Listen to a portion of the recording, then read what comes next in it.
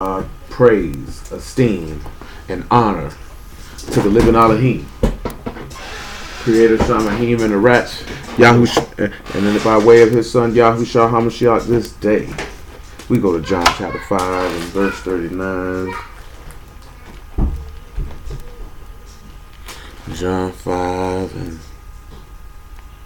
39. Search the scriptures, for in them you think you have eternal life, and they are they which testify of me. And you will not come to me that you might have life. I receive not honor from men, but I know you, that you have not the love of Elohim in you. I come in my Allah's name, and you receive me not. If another shall come in his own name, him you shall receive. Him will you receive. How can you believe which receive honor one of another, and seek not the honor that come from Elohim only? I think that I will accuse you to honor, there is one that accuse you, even Moses, in whom ye trust. For had you believed Moses, you would have believed me, for he wrote of me. But if you believe not his writings, how shall you believe my words?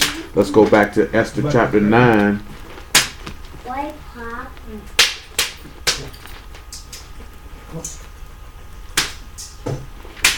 Esther chapter 9 on time.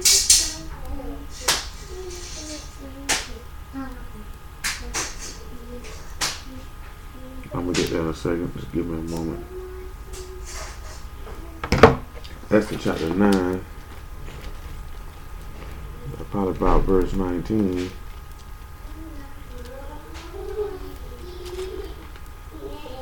Therefore the Yahudim of the villages that dwelt in the unwalled towns made of the 14th day of the month of Adar a day of gladness and feasting and a good day and of sending of portions one to another.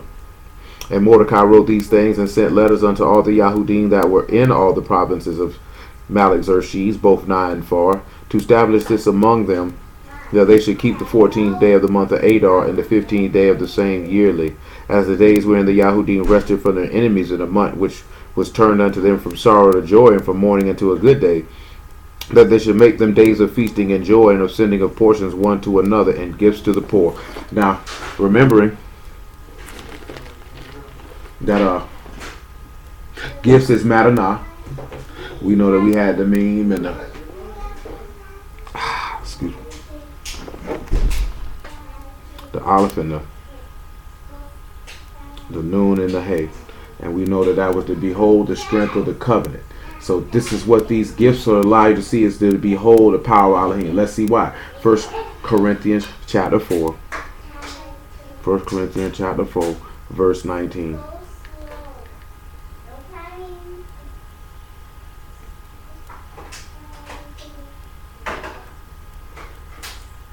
And after that,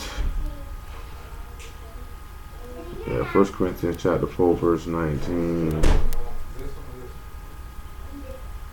And that's something else I won't give me a second. Yeah, we'll go to Rome. We'll get you Romans chapter 1.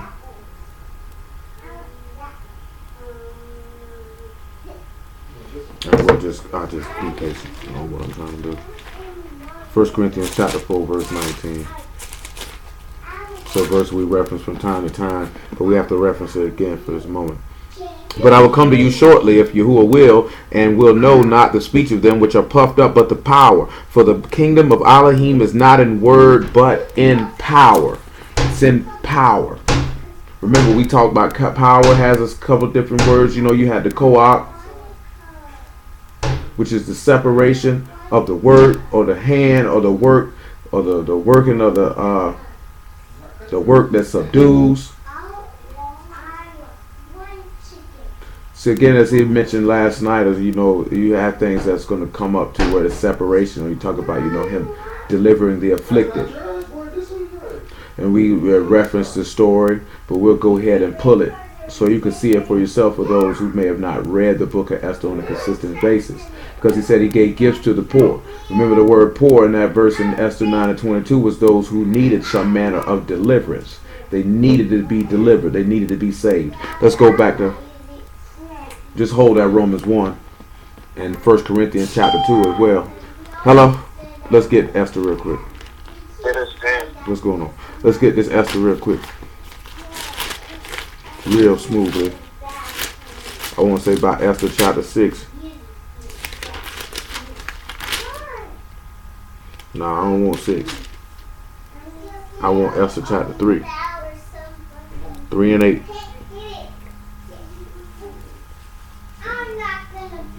Or 3 and 6. He thought scorn to lay hands on Mordecai alone, for they had showed him the people of Mordecai, wherefore Haman sought to destroy all the Yahudim that were throughout the whole kingdom of Xerxes, even the people of Mordecai. In the first month, that is, the month Nisan, in the 12th year of Malik Xerxes, they cast Pur, that is, the lot, before Haman from day to day and from month to month, to the 12th month, that is, the month Adar. Haman said unto Malik Xerxes, there is a certain people scattered abroad and dispersed among the people in all the provinces of thy kingdom. Their laws are diverse from all people, neither keep they the Malik's laws. Therefore it is not for the Malik's profit to suffer them. If it please the Malik, let it be written that they may be destroyed. And I will pay thee 10,000 talents of silver to the hands of those that have the charge of the business, to bring it into the Malik's treasuries. And the Malik took his ring from his hand and gave it unto Haman, the son of Hammedatha the Agite, the Yahudim's enemy. And the Malik said unto Haman, the silver is given to thee. The people also do with them as it seem good to thee.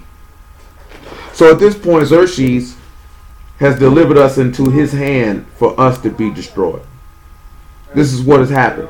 This man said that we have laws that are diverse than everybody else's, and that we ought to be destroyed and not to be left alive.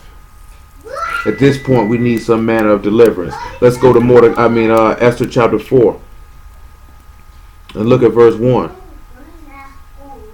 Now, I didn't read verse 15, but it says, when the letters and all these things were put out that we would be killed, it said it left all the people of the city of Shushan perplexed.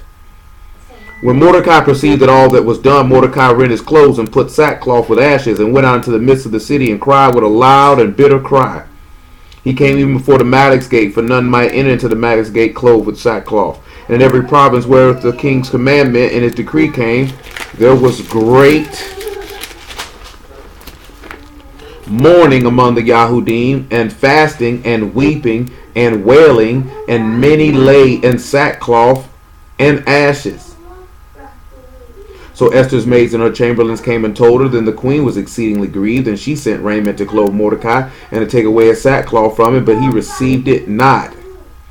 Then Esther called for Hattak, one of the Malik's chamberlains, of whom he had appointed to attend upon her, and gave him a commandment to Mordecai to know what it was and why.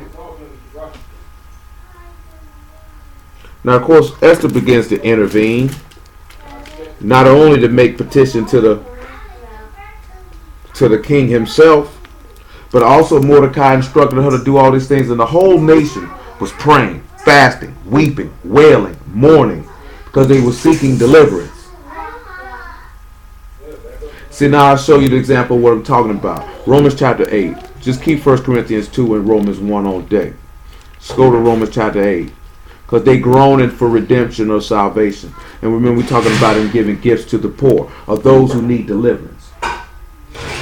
See, the meaning of the Spirit, the purpose of wanting that gift of the Spirit, because we're going to look at gift twofold. We're going to look at the gift as just the gift of the Ruach HaKodesh itself, and then gifts that spring from the Ruach HaKodesh itself.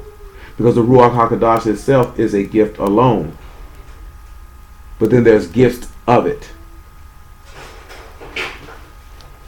Romans 8 and 22. But we'll pick it up at about verse 18. Make it 16. Romans 8 and 16.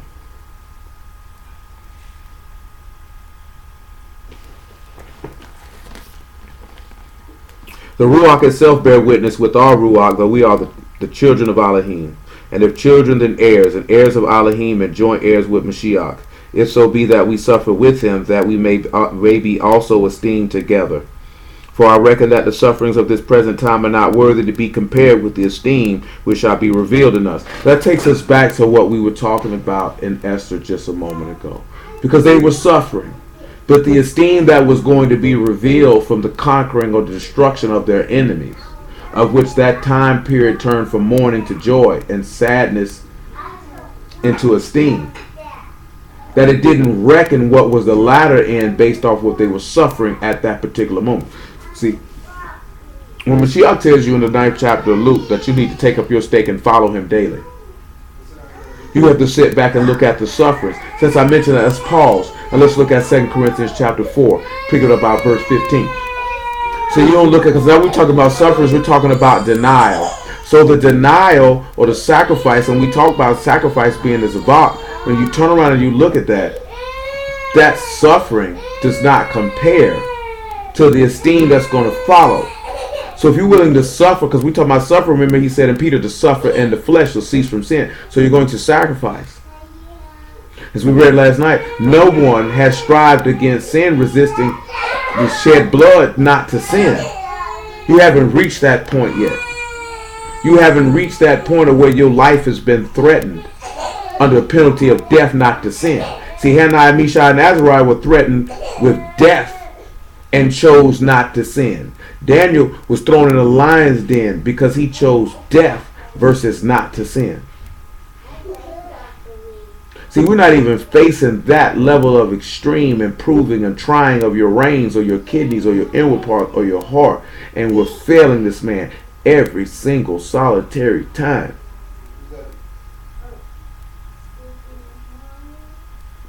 So we have to think about that.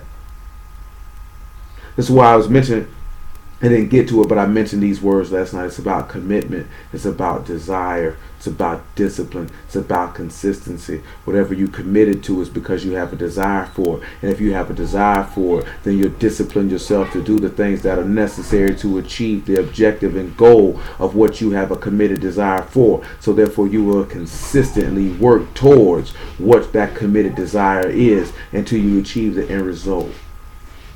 If you are not committed, if you not have a committed desire to whatever that objective is, then you will not effectively discipline yourself to it to have the execution of consistency required to achieve said objective.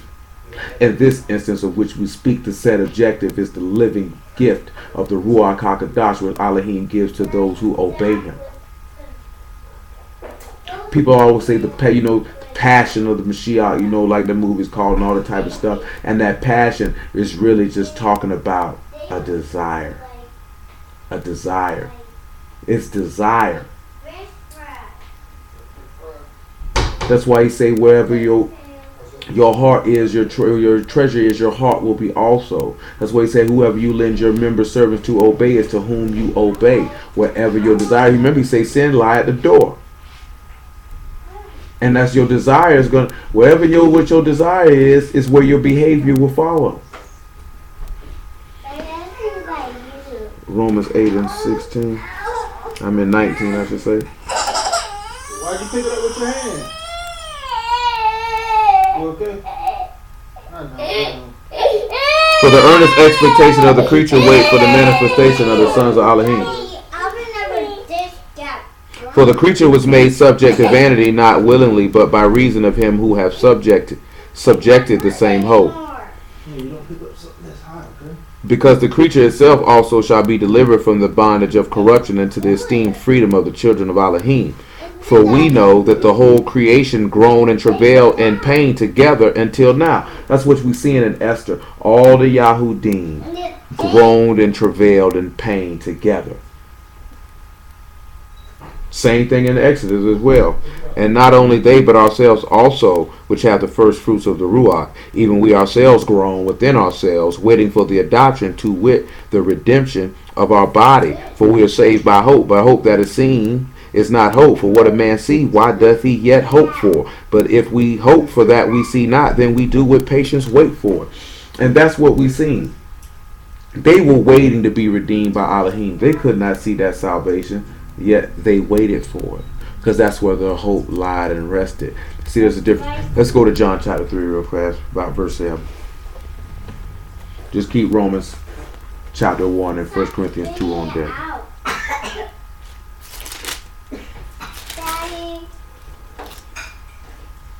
Make it John 3 and 6, my bad. I still spit the chicken out.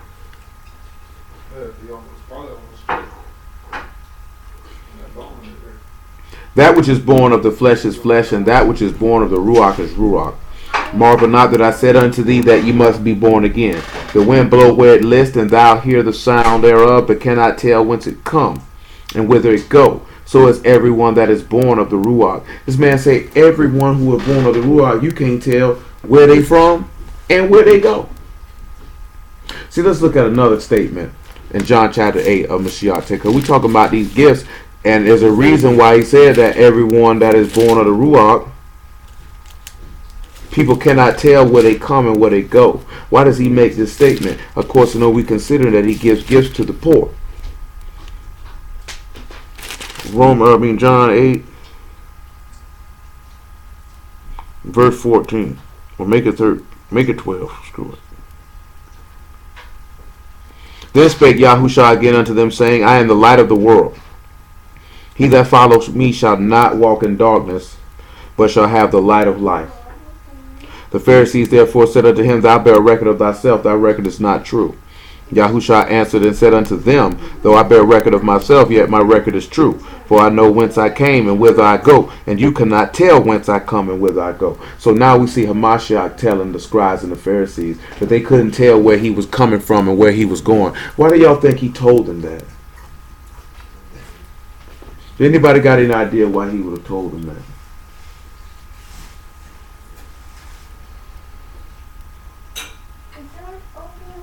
I'll take that silence. I mean, that's a given. He already said that. So why did he tell them? Because he already told that anybody that's born of the Spirit, you can't tell whence they come and whether they go. Now, he just looked the scribes in the face and told them that. Why did he tell them that? Who has an idea of why he told them that?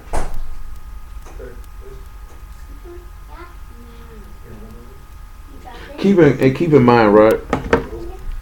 Let me see something real quick.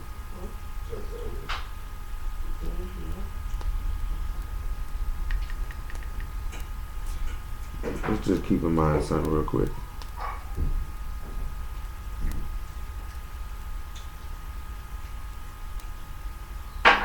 We know the word Ruach, right? It's 3 characters. Does anybody have the idea of what those 3 characters are? We've talked about it before. Let's see who knows what those 3 characters are.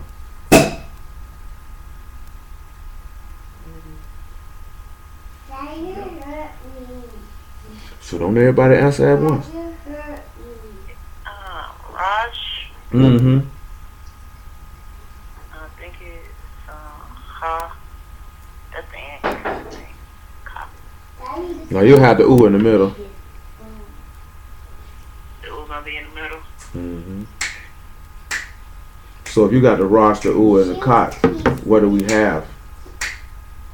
See, clearly, if we have the Rosh, we have the head. We got the ooh, we got the sacrifice. Got the Kot, you got the separation. So it's the head sacrifice that separates, or it's Yahushua's sacrifice that separates. So if you're born of the Ruach, what have you done? See, that goes back to we talking about that suffering. Because we see the people in Esther, they were suffering.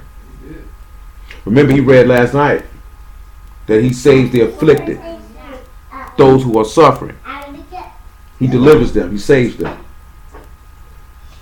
If you got the ooh in there, that means there's a sacrifice, which means it takes us back to suffering. Remember, he said our present suffering will not relate to the esteem which we receive later. Which we've seen what happened with Mordecai in the story of Mordecai and Esther, because they received esteem later by conquering their enemies, and then they gave gifts to the poor of those who needed deliverance. They gave the sealing of the revelation, or the beholding of the sealing of the covenant, or the mark of the covenant, or you could see the power of the mark of the covenant. You could behold it was revealed. Behold that. You could see that. So it lets you know how your present time suffering will not relate to the esteem that comes at the latter end. So if you're going to suffer in the flesh and you desire this man Ruach, and he say that which is of the Ruach is Ruach, and that which is of the Ruach has been separated by the sacrifice of Yahushua, or your head, because who is the head of man? Hamashiach is the head of man. The head of Hamashiach is Elohim. Therefore, if you see this here, then the love of Elohim can be made manifest, because he loved his people so much that he offered his only begotten son and sacrificed his firstborn of his body. So that you would have, you don't think it caused, you would sit back and look at it, it had to cause Elohim suffering to watch his son suffer. It say chasten your son while there is hope, and spare not for his crying. I have to chasten him even though he's crying unto me, because I love my son. My son has not done anything to displease me. He has followed me completely and wholly all the days of his life. And now I have to be moved against him unjustly, because he hasn't done anything, but he's willing to take on the iniquities of all to satiate my wrath, but also to manifest my mercy and my calm and my goodness and my gentleness and so that my name can be reverenced, and that men may know that Yahuwah is the Savior of all men. So when he tell you that you don't know where I come from and you don't know where I go, you don't know where I come from because you don't know I come from Elohim. You don't know where I go because you don't know that I go back to Elohim. Because he told you that the Ruach of truth cannot be received of those in the world, because they neither see it nor know it, nor can be a partaker of it.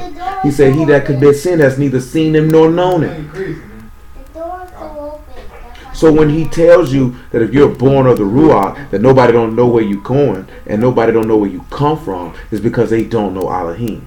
Continuing on in Romans chapter 8. Ye judge after the flesh, I judge no man. And yet if I judge, my judgment is true. For I am not alone, but I and Abba that sent me.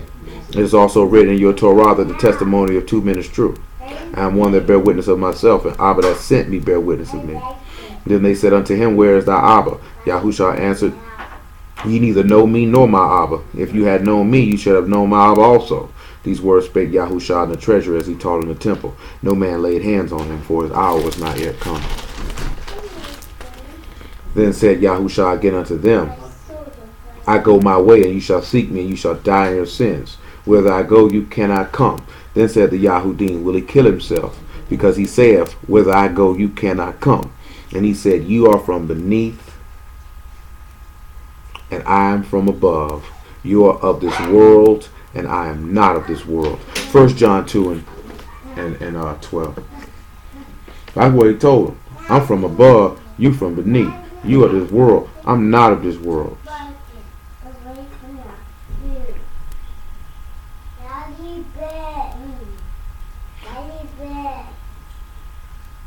1 John 2 and 12. I write unto you, little children, because your sins are forgiven you for his name's sake.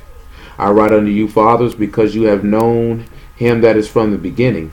I write unto you, young men, because you've overcome the wicked one. I write unto you, little children, because you have known Abba. I write unto you, Abbas, because you have known him that is from the beginning. I have written unto you, young man, because you are strong. The word of Elohim abide in you, and you have overcome the wicked one. Love not the world, neither the things that are in the world. If any man love the world, the love of Abba is not in him. For all that is in the world, the lust of the flesh and the lust of the eyes and the pride of life, is not of Abba, but is of the world. And the world pass away, and the lust thereof. He that do the will of Elohim abide forever. So, again,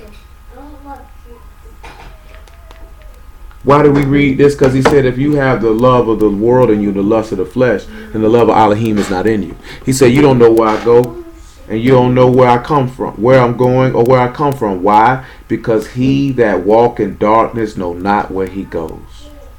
See, when you walk in sin, your eyes are blinded. Therefore, of course, you're not going to know anyone who is of Elohim. Therefore, of course, you're not going to know where they're going or where they came from, because you know not where you're going. See, the steps of a good man are ordered by Yahuwah. The steps of the wicked man are ordered to destruction. You know what I'm saying? That's just paraphrasing multiple different spots in this book. That's not a particular verse. So we have to consider that. And he said he gave gifts to the poor, because you were groaning for redemption, to be redeemed. To be redeemed. Because of the suffering that you were facing at that present time. Now, we talked about it, that he gave gifts unto men, that he took captivity captive. We know that he took death captive. He ascended on high. You know, we read places of that. He took death captive. He gave gifts unto men. we will look at one of these gifts. 1 Corinthians. Matter of fact, before we Before we even do that, let's not do that. Let's go to Proverbs chapter 17. Proverbs chapter 17. Proverbs 17 and 8. He's trying to get out. Proverbs 17 and 8.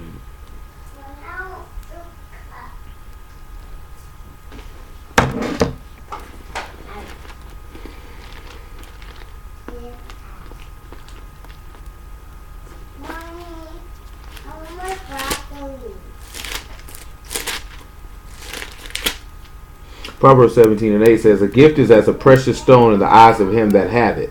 Whatsoever it turn, it prosper. See, that a gift is as a precious stone in the eyes of him that hath it. Let's examine them. I have one picture. So we know gift is matna.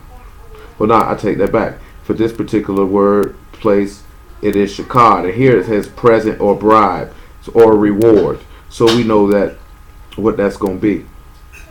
And we have three characters here. So when we look at it, we're going to have the Shan, the Kot.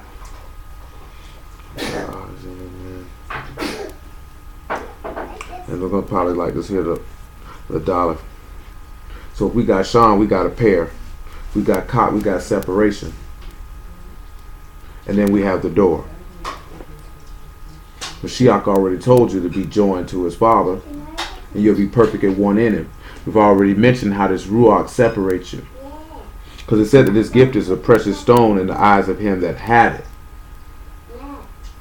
When we look at precious, the word is Khan, which we've already dealt with. Separated seed.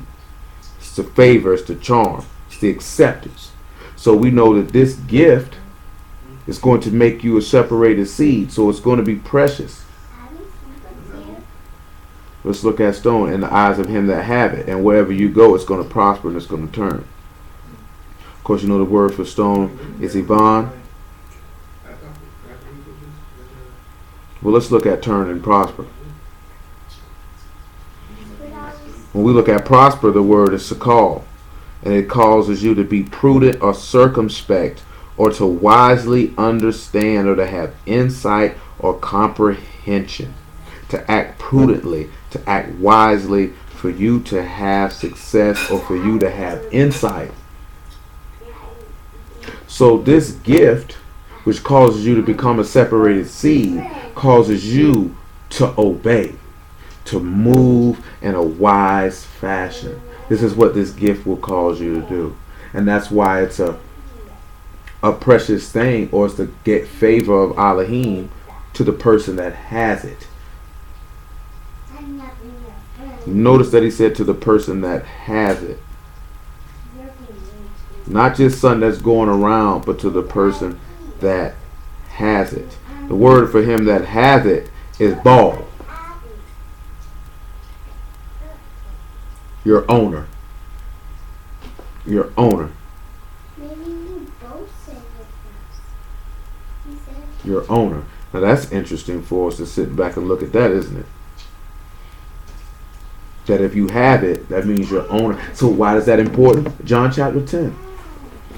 Or at least with Baal, or your Lord, your owner, your master, your husband. Matter of fact, before I get that, Hosea chapter 2. Hosea 2 and 10. Of course, you know for the stone with eyes, you got the ayin.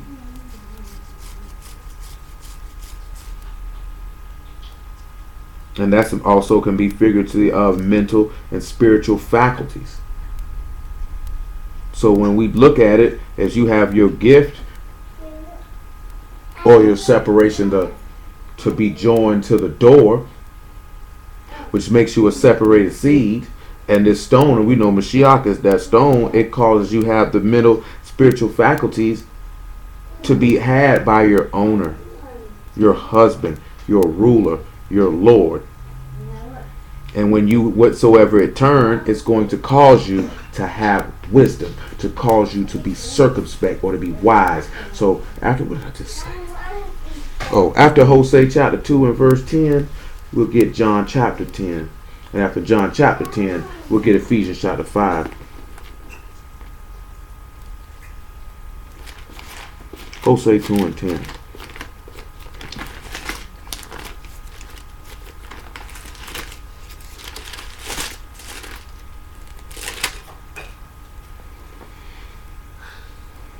And now I will discover her lewdness in the sight of her lovers, and none shall deliver her out of my hand.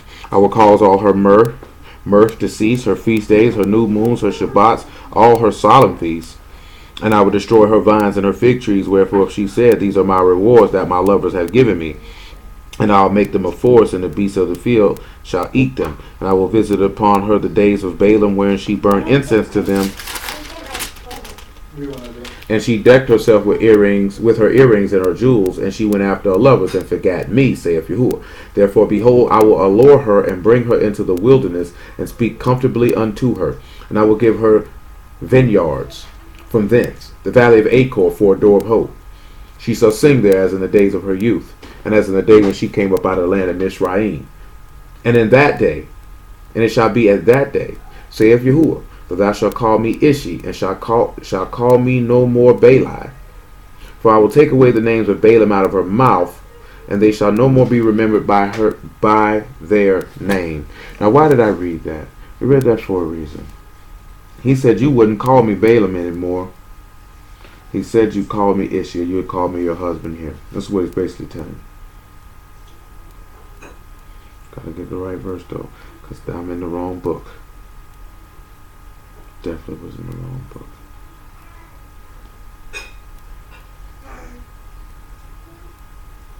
Now we look at Ish. That's simply a man or your human being, person, in contrast to Elohim, a great man, a servant, mankind, this, that, there, and the third. He said you would no more call me Bali or your master. Now, why is that important? If he said you would no more call me your master. Now, I mentioned how one of the meanings for Baal in that particular verse in Proverbs was husband. He said you would call me your man or your servant. Keep that in mind. John chapter 10. Daddy, I am going to step on you. Daddy. John 10 and 25. Yahushua answered them, I told you and you believe not. The works that I do in my Abba's name, they bear witness of me. But you believe not, because you are not of my sheep, as I said unto you. My sheep hear my voice, and I know them, and they follow me. And I give unto them eternal life, and they shall never perish. Neither shall any man pluck them out of my hand. My Abba which gave them me is greater than all, and no man is able to pluck them out of my Abba's hand. I and my Abba are one. See, that goes back to in the eyes of him that have it, or being possessed by someone. And if you are of Elohim, then you're in his hand and you're possessed by him. So when you look at that gift of which you find precious, or what made you a separated seed, in the eyes of him who owns you, or in this case your husband. Now, why is this important? We look at Baal and we look at it as forth as your husband. Because he said you would no more call him Balaam or your master or your Lord, that you would call him your man or your servant. Let's look at something, right? Before we get to Ephesians 5. I want to, because we're going to double dip in Ephesians 5 and kill two birds with one stone when I go around it. I will do this. It was just in my head and it's gone now.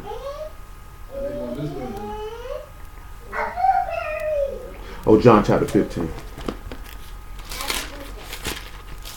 And the keeping point, of course, because y'all know we had this conversation with some of y'all last night. John 15 and 15. Well, 15 and 13. Well, 15 and 10. 11, I should say. And it's going to parallel with that. I wasn't intending on doing that, but it works out well, considering the conversation of the previous evening. These things have I spoken unto you, that my joy might remain in you, and that your joy might be full. This is my commandment, that ye love one another, as I have loved you. Greater love have no man than this, that a man lay his life down for his friends. Ye are my friends, if you do whatsoever I command you. Henceforth I call you not servants, for the servant know not what his master do, but I have called you friends. For all things that I have heard of my Abba I have made known unto you. Why did we read this? We read this for one reason, because he said that you would call him your servant or a man. You would no longer call him your master. Now, of course, we know that Yahushua is our master and our king and our Lord, or whatever the case may be, whichever terminology that you want to use. But we also know that he said, you are my friends. We talked about in numerous different times about what it is to be a friend of Elohim. To be a friend of Elohim is to trust the Elohim, believe in Elohim, manifest that righteousness, and walk in his will, because the just shall live by their faith. Therefore, even though you are his master, he is your master, you are his friend, because you will be equal with him, because he thought in that robbery to be equal with Elohim, even though he has authority over him. As he said, only enthroned will I be greater than you. My Abba is greater than I, yet me and my Abba are one. He said, perfect in one, in me, Abba, as you and them, as I am in you. So you have to consider that. I have a donut. Yes, I see you have a donut.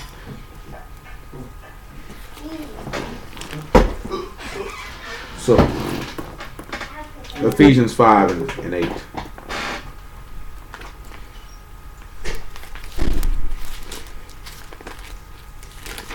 I hope everybody understand what we're talking about, and if not, let that be known. Ephesians 5 and 8.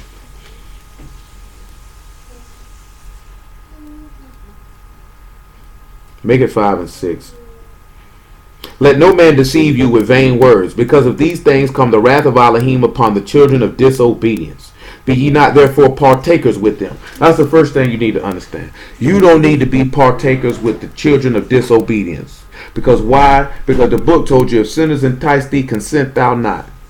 And that he doesn't have fellowship with the throne of iniquity. So he's instructing you. And the scriptures instruct you before Paul wrote this epistle. Do not have fellowship. Do not partake with them. The same way the law taught you. Do not partake with these people. For you were sometimes darkness, but now you are light in Yahuwah. Walk as children of light. For the fruit of the Ruach is in all goodness and righteousness and truth. So the fruit of the Ruach. If you have the fruit of the Ruach, and we've already determined that the Ruach is the Rosh, the U, and the Kai, the sacrifice of the head that separates. So the fruit, so when we talk about the fruits of the Ruach cannot be manifested until you have made a sacrifice to cause you to be separated. Yahushua was separated. That's what we were getting Romans 1 for. And I'm just going to tell it to you. It's Romans 1 and 3. Let's go ahead and get it. Screw it. Hold this Ephesians 5. That's why we were pulling Romans 1. You need to understand that. If we're going to manifest the fruits of the Ruach, action must be done first. That's why I say if you were born of the Ruach, that which is born of flesh is flesh, and that which is born of the Ruach is Ruach. And those who are born of the Ruach, nobody knows where you come from and where you're going. They don't know where you come from and where you're going because they have not sacrificed themselves. Therefore, because they have not sacrificed themselves by the head or by Yahushua, therefore they have not separated themselves. So therefore they are not sanctified by the faith that is in Yahushua. Therefore they can never, and I mean never, ever manifest the fruits of the Ruach. It will be utterly impossible for them to do so. Because he told you in the parable of the sower that the good ground is the ground which the seed, which is the word of Elohim, fell into. It fell into a good ground, and they produce fruit, some 30, some 60, some 100-fold. So if it's not falling into good ground, meaning that word falls in your heart, and you understand it and you do it, therefore that would cause you to do what? Because except a corn of wheat fall on the ground and die, abide alone. But if it died, bring forth much fruit. Therefore, in order to receive the Ruach, the meaning of Ruach is telling you, you must die. You must suffer. Just like what we were looking at in Esther. They suffered and manifest gifts or the Ruach, because they separated themselves by that sacrifice or that suffering. You cannot produce these fruits without dying. It is impossible. You won't be able to do it. You can fake it for a little while, but eventually you will be exposed. Hello, Abigail. Hello, Abigail. Romans 1 and 3. Make it 1 and 1. Can I have some, Abigail? Can I have some? Paul, a servant of Yahushua HaMashiach, called to be an apostle, separated unto the Besor of Elohim. And remember, we talking about a gift is precious, is a precious stone in the eyes of him that has it. So it's the Sakal. My bad, that's the wrong word. I have to look at the word. Sakal is at the end. That's for the prosper. Forgive me for my error.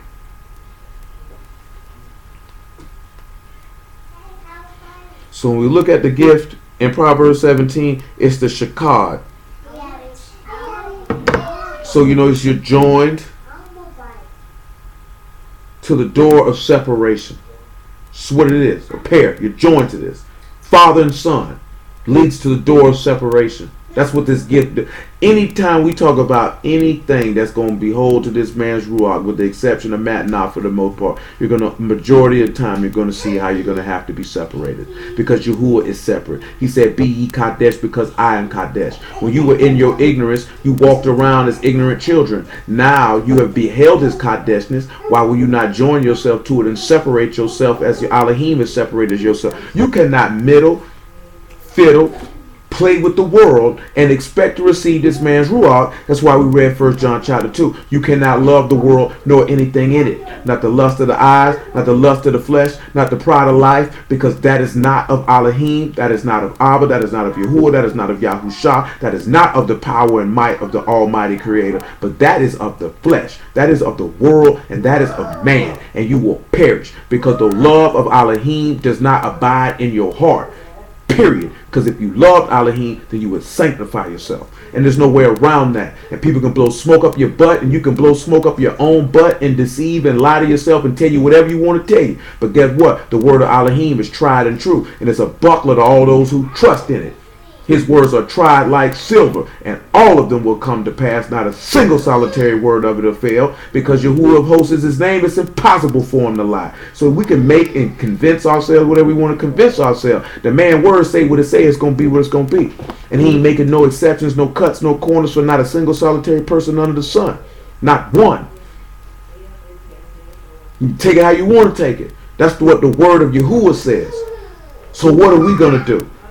Do we believe that? Will we align ourselves with it? Or we will continually deceive ourselves to make ourselves feel better in our wickedness and strengthen ourselves in stupidity to our own damnation?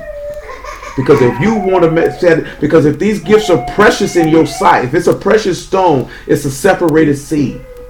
So you understanding that this man's gift will cause you to be separated, because you're already joined to the door of separation.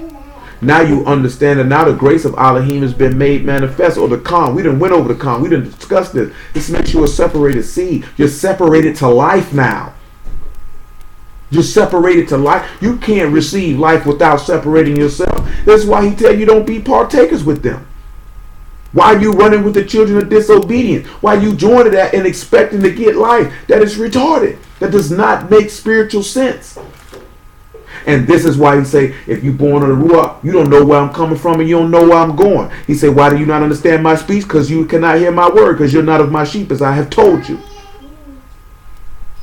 Nevertheless, which he had promised before by his prophets in the Kadesh scriptures, concerning his son Yahushua HaMashiach, our master, which was made of the seed of David according to the flesh, and declared to be the son of Elohim with power, according to the Ruach of Kadeshness, or the Ruach HaKadosh, by the resurrection from the dead. The sacrifice is what caused him to be resurrected by the Ruach HaKadosh. It was the sacrifice that he made. So you have to be willing to suffer, as we read plainly and clearly in Psalms 18 verse 24. And I'll read it for you real quickly. What's up? Well, verse 27. For thou wilt save the afflicted people and bring down the high looks. This is why he say he give honor to the humble and resist the proud. Come on. Come on. Because he say he'll save the afflicted. He say he hears the groaning of his prisoners. And we talk about them prisoners. And he delivers them. And he delivers them. Boy. Let's go back to Ephesians chapter 5. Well, we was in Ephesians. Where was we at? We wasn't in Ephesians chapter 5. It was somewhere else. I think we was in Ephesians chapter 5. Let's go back there.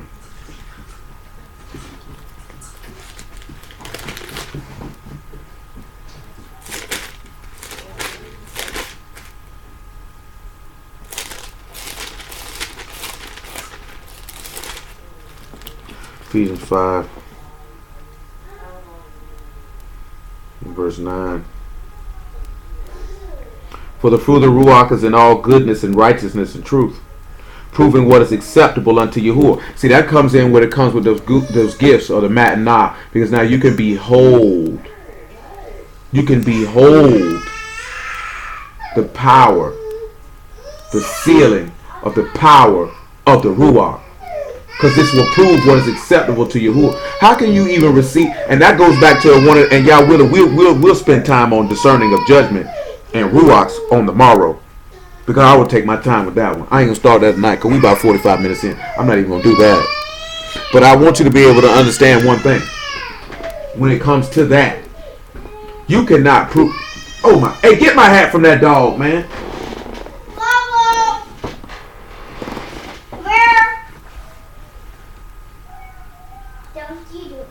So, bring it here, Leah. Don't chew it. So, thank you, Leah. So, when it comes down to it, No. you cannot be able to prove what's acceptable to Yahuwah if you don't even have proper judgment, if you judge things or discern things based off your thoughts, which is what you'll see. That's what the word discern speaks of. You can't judge things off of your thoughts. The book say the heart of man is desperately wicked. Who should know it? Let's look at that. John chapter 17. Book tell you if you trust in your heart, you a fool. You can trust in your own thoughts if you want to. The book say you a fool.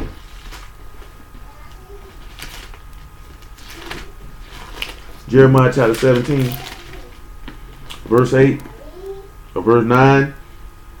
Say the heart is deceitful above all things and desperately wicked. Who can know it? That's what he say your heart is. Your heart, your thoughts are desperately wicked. Desperately wicked. Proverbs chapter 26. Leave it alone. You got to understand that. If you're going to discern, if you're going to judge, if you're going to do any of that execution, you cannot. Excuse me. And I mean you cannot. You cannot in no shape, form, or fashion go by your own thoughts or your own vain opinion. You can't do it.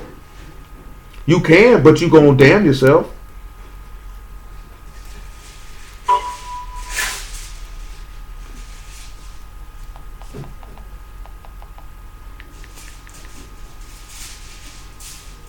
You're going to damn yourself. Hold on, I got to find a verse. And there's no need for you to do that. There's no need for you to do that. Proverbs 28 and 26. It's just as simple as that. I've said it myself, but we're going to just read it. Proverbs 28 and 26. I'm going to see what the word deliver got for us though. He that trusts in his own heart is a fool, but whoso walk wisely shall be delivered. And again, remember what it was referring to about whatever prosper. It's talking about being able to have introspect, or to be circumspect, or to be wise. The word delivered here is malat. It's caused you to slip away, to be saved, to be delivered, to escape. Remember, those that are clean escape from those who live in error. You trust in your own heart, you in error.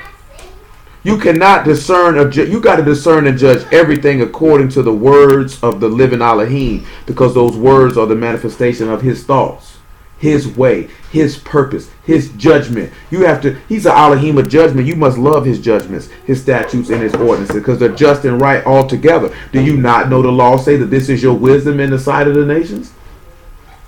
Do you not know, if you have the Ruach HaKodesh, that is your wisdom in the sight of the people? Because now you have skill. This is why wisdom is a gift of the Ruach. That's why he say get wisdom and all that getting. Get understanding, because now you have insight. But you have insight, then you know how to properly fight. So you got people who not skilled in battle, but they don't know how to fight. Therefore they lose battles. We mentioned this last night. You have to be able to bring those thoughts into captivity, into subjection. And I've mentioned that to you on numerous times before then. You have to subdue your thoughts. Because at the end of the day, if we're talking about a matter that's according to the word, you can't judge that according to your thoughts and your feelings. How retarded is that? At that point, you're your own God. But again, we were talking about how he said you would no longer call it. Let's finish this Ephesians 5. You would no longer call him Bali, but you would call him Ishi. You call him a man or your servant. No longer your Lord. Nevertheless, Ephesians 5 and 11.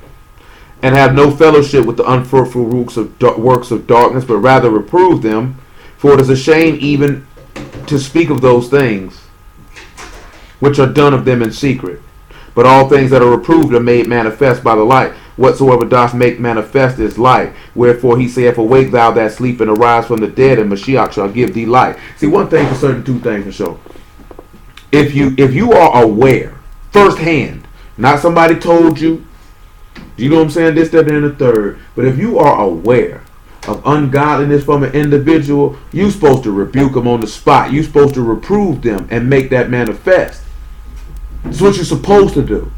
And if they won't hear that, you're supposed to put them on blast in front of every. See, that's all law. See, niggas act like they don't know that. Ain't no secrets. Because guess what? If somebody in the old days, in ancient times, if you got caught out of pocket, they took you in front of the whole congregation and stoned you to death. Because this was for the purpose to cause the others to fear that they may not partake in the same behavior. Because if you're doing stuff out of pocket, you're supposed to be ashamed. All this other stuff that niggas be talking about, this, that, and the third, well, you're supposed to be ashamed. It says sin is a reproach to any people. That's a dishonor. You ain't supposed to be proud in transgression. You ain't supposed to be made to feel good in that. See, but a nigga say, where's the mercy? Where's this and where's that? The mercy is that you're being rebuked. So one thing if you just condemning and this, that, and the third, no, you supposed to put him on blast. On blast. Because the book say if you fornicate, we ain't supposed to fellowship with you. And that's what the law say. Because there's a separation. So the purpose of the shame is to cause themselves to separate themselves from that behavior. But we like to strengthen people in wickedness and say Yah will deliver them even though they be wicked. That they don't have to change. They don't have to repent. They don't need to be ashamed. You ought to be ashamed. It's despicable. It's disgusting. It's vile. You blaspheme in the name of the living Elohim and you cool with it. And we cool with other people blaspheming his name to spare our feelings. I don't care about your feelings. I care about your soul. I don't care about your feelings. Your feelings may be hurt for your soul to be saved. And if you're worried about your feelings more than your soul being saved, you're not going to enter into this man's kingdom. I can guarantee you that. Because one thing is definite. Yahuwah don't care about your feelings. You better read that book. That man don't care about your feelings. Your feelings mean absolutely nothing to him. Because feelings come from the heart. They come from the flesh. Feelings fade. They're not eternal. I know I mentioned 2 Corinthians chapter 4 earlier. Y'all willing, we'll get it in a minute. See then that you walk circumspectly, not as fools, but as wise, redeeming the time, because the days are evil. Wherefore be ye not unwise, but understanding what the will of Yahuwah is. How we gonna sit right here and say we wise, and we don't even know what this man will is? The will of Elohim is to abstain from fornication. The will of Elohim is to believe on him whom he has sent. The will of Elohim is to be Kadesh. The will of Elohim is to do justice and judgment.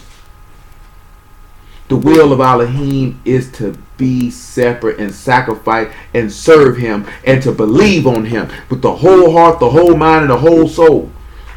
So if you don't know the word, you can't even know what the will of Yahuwah is, because you don't even know how to properly discern, because you're going off your thoughts and your way, because your Elohim is your belly. You mind earthly things.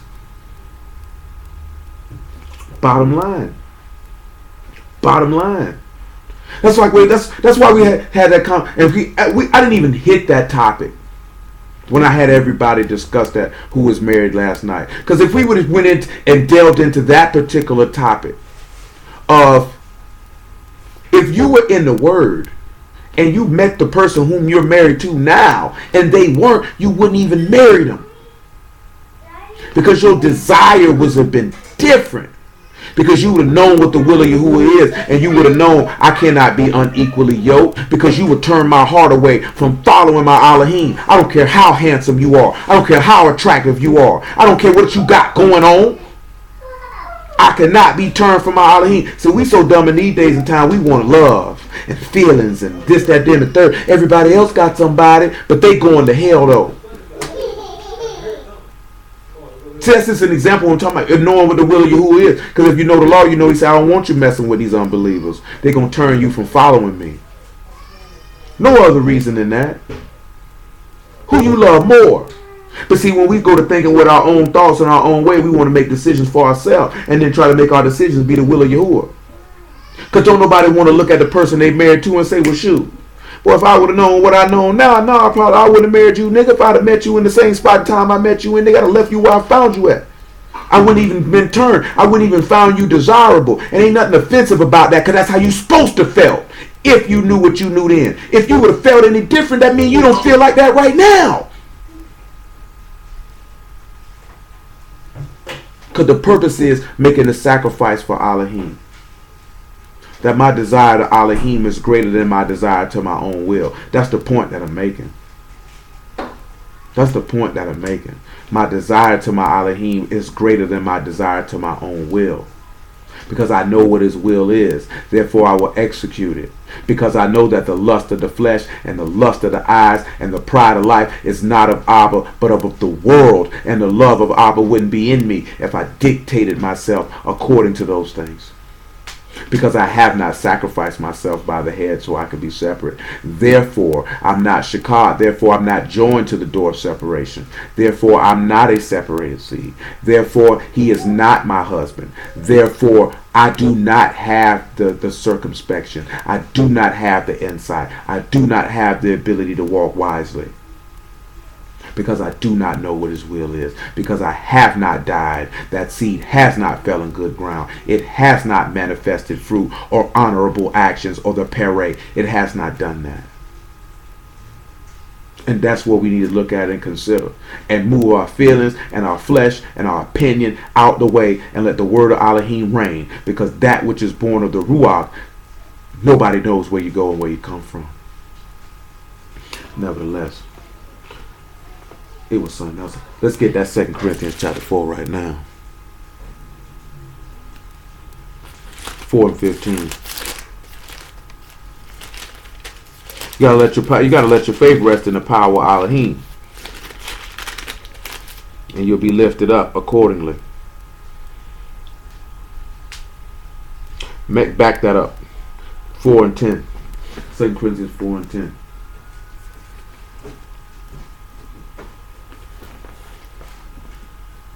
Always bearing about in the body the dying of the Master Yahushua, that life also of Yahushua might be made manifest in our body.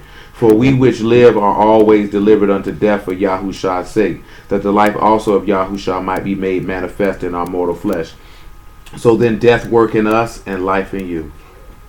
We have the same ruach of faith, according as it is written, I believe, therefore I have spoken. We also believe and therefore speak, knowing that he which raised up the Master Yahushua shall raise up us also by Yahushua, and shall present us with you. Notice he said that we are delivered unto death for Yahushua's sake, and that we make manifest, that the life of Yahushua might be manifest in our body, because we're bearing about in the body the dying of Yahushua. So you're carrying that sacrifice, that his resurrection could be showed in you, that you live unto life now, which goes back to that fruit of the Ruach. You cannot manifest the fruit of the Ruach if you are not died. If you have not bared about his death, if you have not carried that stake and sacrificed yourself, then therefore the life of Yahushua can't be made manifest in you, because those fruits can only be made manifest after death. Death of the flesh. That you no longer live the rest of your time to the lusts of men, but to the will of Elohim. That you no longer live for yourself, but you live for him who died and rose again. See, that's our problem. You living for yourself. You're not living for him. If you living for him, your will doesn't matter. Your way doesn't matter. These kids, your children can look you in the face. Shoot, so I do it all the time. I don't want to go to bed. And that's how you, and what's your response? Any one of your children tell you what, I didn't ask you what you wanted to do. And what you think Yahuwah looking at you when you you don't even tell him what you want to do. You showing him what you want to do. Like he ever cared to ask you what you wanted to do. What you should be wanting to do is fear Elohim and keep his commandments. That's the whole duty of man. What you should want to do is to walk in faith so you can be sanctified. What you should want to do is serve him. What you should want to do is love him. What you should want to do is sacrifice yourself. That's what you should want to do. But you want to do what you want to do. And that's why you don't know where you're going, and that's why you don't know where you come from. Or that's why you can't recognize people who had the spirit of Elohim in them. That's why you can't recognize it. How could you? That which is of the flesh is flesh. If you born, only people born of the Ruach can recognize someone born of the Ruach. You born of the flesh, you're not gonna recognize that. You're gonna think that nigga's crazy. You're going to think something wrong with that nigga. You're going to think that nigga's talking out his butthole. You're going to think that nigga crazy, this, that, and the third. So you pay attention to this stuff. The book exposes all. He says he showed the thoughts and intents of the hearts of men. It is what it is. You can't even sit back. If you already know your judgment off, you ain't got no business to open your mouth about the word to nobody. You can't even judge between good and evil, right and wrong. According to the word, keep your mouth closed. You don't know what you're talking about. See, the only thing people we want to judge is don't eat pork, keep this out. Get yourself in a situation where you got to judge. Or if you get in a situation you got to judge between two parties, or you going to judge on the side of your friend or the person you like, person you cool with? Or could you condemn the wicked and justify the righteous like the law teach you to do? See, this all type of things where judgment come into play. And it all comes down to decision making. And decision making is all based upon is the word of Elohim in your heart. Is Yahushua in your heart? Is he directing your paths and guiding your way? Or are you leaning to your own understanding? Remember, man, a fool trusts in his own heart. You trust in your heart if you want him. I don't know what to tell you after that. Come at Ephesians 5:22 so I can finish this point. But you won't no longer call him Baalai, but you'll call him Ishmael. Ephesians 5:22. And I reiterate the point which I told y'all last night as well. Because it's a shocking thing to hear. So a lot of times, you know, I know women know it, but at the same time, you don't really think about it. And hopefully a man don't overexert that type of authority that he possesses. Say, wives, submit yourselves unto your own husbands as unto the master. For the husband is the head of the wife, even as Mashiach is the head of the synagogue, and he is the savior of the body. Therefore, as the synagogue is subject unto Mashiach, so let the wives be to their own husbands in everything. See, if you in the word, you have to be subject or obedient to your husband in everything. And I'm gonna be honest with you, it's easy for a woman who has submitted herself to Yahuwah in everything to submit herself to her husband in everything if her husband is a righteous man. It's very easy for her to do. Because this righteous man is going to do what we finna get ready to read. And he's going to direct the house in righteousness. And it's going to be very easy for her to be subject to him. See, the problem coming at is that sometimes men marry ungodly women. I don't care if you profess to be in the world. I don't care if you've been baptized. I don't mean that don't make you ungodly. Who have not subjected themselves under the authority of Yahushua. So therefore they could never dare subject themselves under the authority of a righteous man. It's not going to happen. Then at the same token, you have men who are not righteous. And this woman knows he's not righteous. And therefore she begins to sit back and look at that. I wouldn't dare subject myself unto him. And then she goes to regretting that she married this man. But then you have a woman, say like Abigail, who even if her husband was a fool, because she feared and loved Yahuwah, she subjected herself under his hand anyway. Because she doing this for Yahuwah. And she removed her will and her desire out to play. See, that's where we get stuff in that you forget. If you ain't going to do it for nobody, you do it for Yah. If you don't do it for nobody else, you do it for him.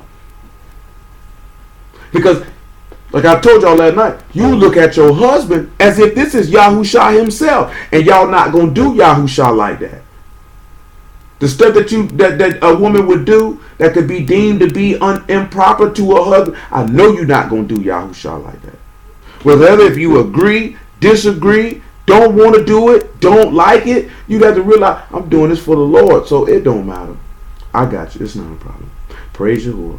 Yeah, you be like, this nigga stupid and he retarded. But Yahuwah's not stupid and retarded, so I'll do it for him. It's that simple. As far as his mindset is concerned. And that comes into talking about subduing your flesh. And not living for yourself, but living for him who died and rose again from the dead. But then it also comes into play of knowing that you have a righteous man. You 99.9% of the time you're not going to have those problems. That's not going to be an issue. Nevertheless, but this is what we came here for. Husbands, love your wives, even as Mashiach also loved this body and gave himself for it, that he might sanctify and cleanse it with the washing of water by the word, that he might present it himself a steamed synagogue, not having spot or wrinkle or any such thing, but that it should be kadesh and without blemish. So ought men to love their wives as their own bodies. He that love his wife love himself. For no man ever yet hated his own flesh, but nourish and cherish it, even as Yahushua the body. Now, why did we come to this for? Because he just told a husband to love his wife as Mashiach loved his wife. And Mashiach said in the 20th chapter of Matthew that I did not come to be ministered unto. I came to minister and to give my life as a ransom for many. I did not come to serve, to be served. I came to serve. And that's where it ties back into what we're looking at. That you will no longer call. Because remember when it said Baal in Proverbs 17, it said that he's your owner or your husband. So when we turn around and we looked at it in Hosea, he said, you will no longer call me your master. You'll call me your man, your husband, or your servant. Because that's why we came to Ephesians 5. Because he just told this man to serve his wife. Like Yahushua served his wife. So that you would not be, this woman wouldn't be looking at her husband and saying, this is my master. This is my owner. This is my servant. Because he serves me as I serve him. As Yahushua served us. Because it was never about him. It was about his wife. His wife came before himself. And this is when you begin to understand the will of Elohim, because it's about selflessness and sacrifice. He put his wife before himself. It wasn't about what he wanted. It wasn't about what he needed. It was about what his wife needed. Period. And this is what he instructed a godly man to do for his wife. And this is, see, that's the verse, because we know the men love to sit back. See, women, you got to listen to me in everything. Yes, she do. And you supposed to serve her in every way, and nourish her, and cherish her in every way. Therefore, it would be quite easy for her to subject herself unto you, because that's what Yahushua did. He served us in every way. So it should be quite easy for you to subject yourself unto him. It shouldn't be no problem. He laid his life down for you. So that's how he took captivity captive. So that he could give gifts to you. Even the rebellious also. That Yahuwah Elohim might dwell in you. That's what you have to consider. That's what you have to consider. This is why the gift is a precious stone in the eyes of him that have it. And it causes them to prosper. It causes them to have the insight of Elohim, to know his will and to walk wisely and circumspectly. That's what these gifts put together will do. Everyone, whether it's the helps, whether it's the governments, whether it's the discerning the spirits, whether it's the interpretation of tongues, whether it's the speaking of tongues, whether it's faith, whether it's wisdom, whether it's prophecy, whether it's apostleship, they all work together from the self same ruach for the same cause, which is to the esteem of Elohim, for the people may learn righteousness. That's what it's about. It's not for you to flex. It's to serve the people. Because every one of these gifts of which I mentioned is a gift that Yahushua himself possesses and manifested in the service to his wife. This is why we read that in John. He said, you will no longer, I will not call you servants, but friends. So if he says he's telling his wife, I'm no longer going to call you my servant, but my friend, then you're supposed to sit back and look at, just because the book say your desire would be to your husband, and wives, subject yourself to your husbands and everything. She's not your servant. She's your friend. So you treat her as such. You serve her as such. You love her as such. See, that's righteousness right there. And that is the manifestation of faith. That's the manifestation of the fruit of Ruach, of faith and gentleness and meekness and goodness. Because you would understand that. Because you would have died. So therefore you know where you're going. Do y'all understand that? Do you see how that works? That's how that works. That's why you just sit back and look at it. In him that have it, in Baal, in your husband. He calls you to have insight. So if you have a man and you supposed to have that insight to know that I don't rule over this woman with an iron fist, I serve this woman. Therefore she will easily be subjected unto my rule.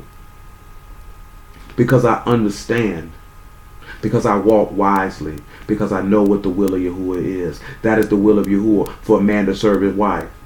Not climb on top of her and hump her when she get ready. She's just not there to cook all your meals. She's just not there to clean your drawers and your house and tend to your kids. You are there to serve her. She is there to assist you. You are there to serve her. That is the will of Elohim. And the book is clear on that. Whether men accept it or not is a whole nother matter. I don't care if they accept it. And I can't speak for Yahuwah, but I don't think he cares either. As Hamashiach clearly said on numerous different times, he that have ears to hear, let him hear. Nevertheless, 1 Corinthians chapter 12. I think we finished that point. Let's get to the gifts now.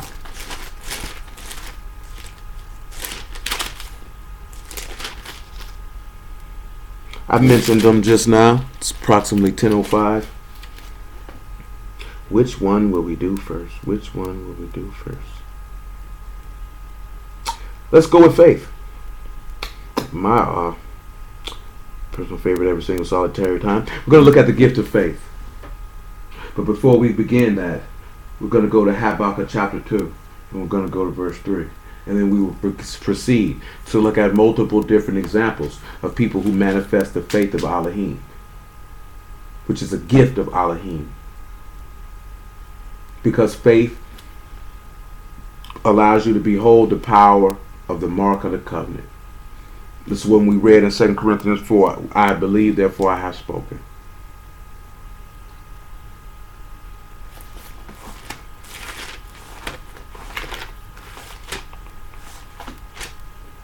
I ain't going to keep y'all too long this evening. We put a lot of work in. Put a lot of work in this week. 4 days in a row. A lot of taking in a short period of time with no breaks. You know what I mean? But you know, Yah is good, and so is the word. Chapter 2, verse 3 of Habakkuk. Chapter 2 and 2. My apologies. And Yahuwah answered and said, write the vision and make it plain upon the tables, that he may run that read it. For the vision is yet for an appointed time, but at the end it shall speak and not lie. And though it tarry, wait for it, because it will surely come. It will not tarry. Behold, his soul which is lifted up is not upright in him, but the just shall live by his faith. That's what the just will live by, is their faith. See, if you actually just, then there would be faith manifest in you. See, if you're not just, then of course it ain't going to be no faith. That's not going to be present. How is faith going to be encapsulated in an unjust man? And when we look at faith, we talking about a just person. We just talking about somebody who's just in conduct and character. They lawful and they righteous. And notice when we look, and the word is sedek, notice that you're looking at it, it says character. And like I told you, character is what you do. See, a lot of people, they're not just because you don't have a just character. Because what you do is not lawful and righteous. It's not. It's ungodly and despicable and vile. We don't want to hear that, and we don't like to hear that because it doesn't make us feel good. See, we so concerned about feeling good. And I believe that just comes from the world society that we live in. It doesn't matter if you're in the eastern or western hemisphere. You're only concerned, which is not the root of Elohim, because that's selfishness, because you're only concerned about yourself. Your first and foremost concern should be to Yahuwah B'Hashem Yahusha. That's where your first concern ought to be to. And if you're a man and you're married, then your wife and your children. And if you're a woman and you married, your husband and your children. Because Yahuwah is supposed to come before your mate. If you love your mate more than Yahuwah, you an idiot. Straight up and down. Because that man told you to have no God before him. Nobody's supposed to come before this man. Not your children, not your spouse, not nobody in your family, not even yourself. Period. And you shouldn't care. What type of person will say that? That's what y'all say. Who cares if you don't like it? You won't get in this man's kingdom then. Take it how you want to take it. And that's what it comes down to. How committed are you getting in this man's kingdom? When you down and you low and you tired and tribulations and your flesh is raging and this, that, there, and the third, will your commitment wane? Or when your desire begins to wane and that fire don't burn as strongly, will you still remain committed to what you said? Because when you got in that water, you said everything that you said, I will do. See, some of you don't forgot that. So you just went and did something just to do it. You said everything this man said you were going to do. You said when you did that, you said you believed that Yahusha died and rose again from the dead on the third day. You made a profession of faith. That's what you did. You just didn't just go, let's get baptized. You made a profession of faith before Elohim. Is that desire and commitment still there from that profession of faith? Or did you just do something just to do it? Everybody else did it.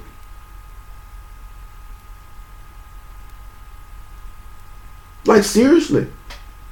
I take this very seriously.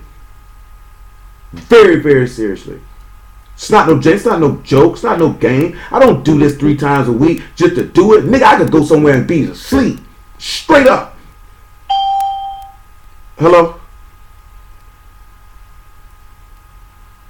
Hello?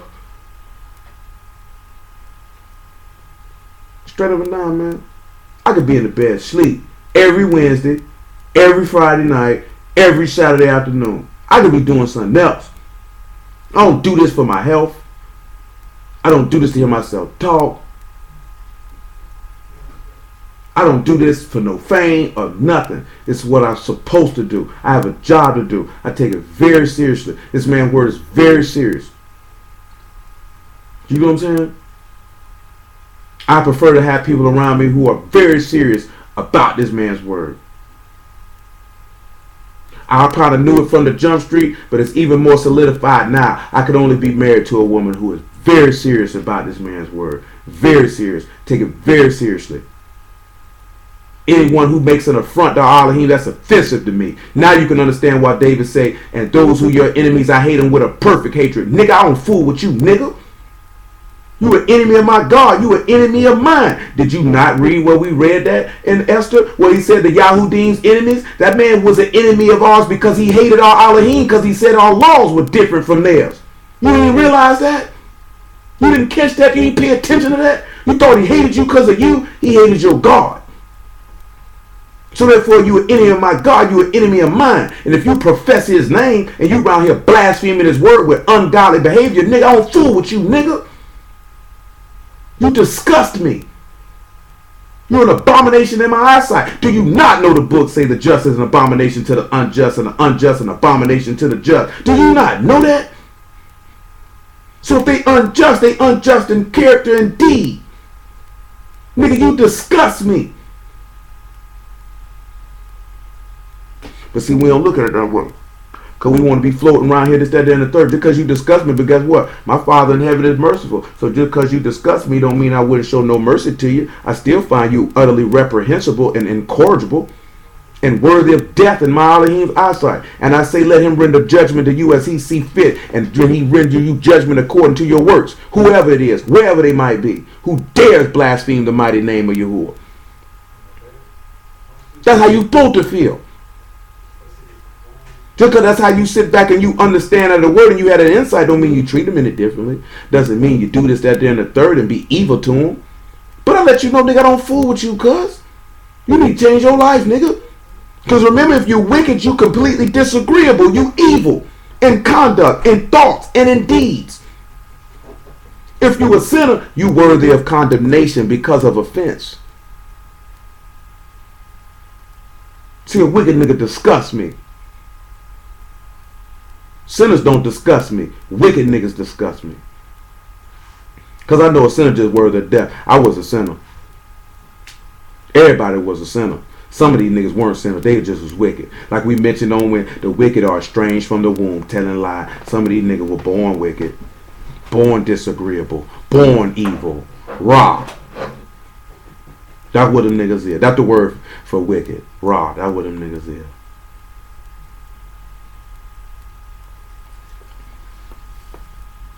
Nevertheless, let's look at some examples of faith. Let's look at Luke chapter 7 first. Let's look at that one. Luke 7 and 36. I'm going to bounce around. We're going to get some New Testament with it. We talked about it a little bit. We're going to pull some old. We might just spend the whole time talking about that gift of faith. Matter of fact, before we do that, Galatians 5. We'll just read those things real quick. And after we read Galatians 5, we go to Luke chapter 8. And then John chapter 12. And then we'll proceed from there. Before we look at faith. Faith will be the only gift Yahuwah willing. We'll look at this evening. That's it. I ain't grabbing none other one. Just faith. I ain't grabbing nothing else. That's why I say it's a precious stone. It's grace. It's the favor. It's the con. Because I'm joined to the door of separation. Or the pair. I'm a cod with the door of separation with this gift. But now I find this precious, or the favor of Elohim. It makes me separated. Now I'm separated to life. Because I'm joined to the door of separation. Now I'm separated to life. Because a gift is a precious stone in the eyes of him that have it. And it causes him to turn and prosper wherever he goes. Now you got wisdom. Now you got understanding. Now you know what the will of Yahuwah is, and you walk in that wherever you go. See, this book is simple. Nigga don't believe it, though. You know what I'm saying? People like to throw this stuff. But who is going to tell the people what they need that their souls might be saved?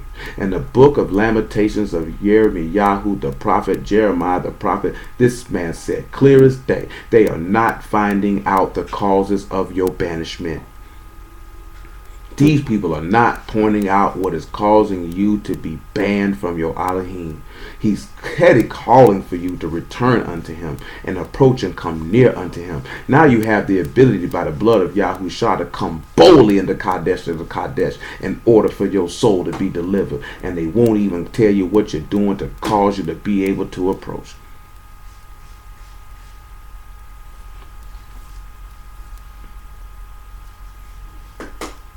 Because I'm going to tell you the real. I preach the same thing whether it was 100,000 people or 10. Yah's word will be esteemed and his name will be honored in the preaching of the Basor of his son Yahushua HaMashiach Certainly. It's how it ought to be. And men everywhere ought to repent so they can sit back and be separated by the sacrifice of Yahushua to the receiving of the Ruach, so they can know where they going and know where they come from.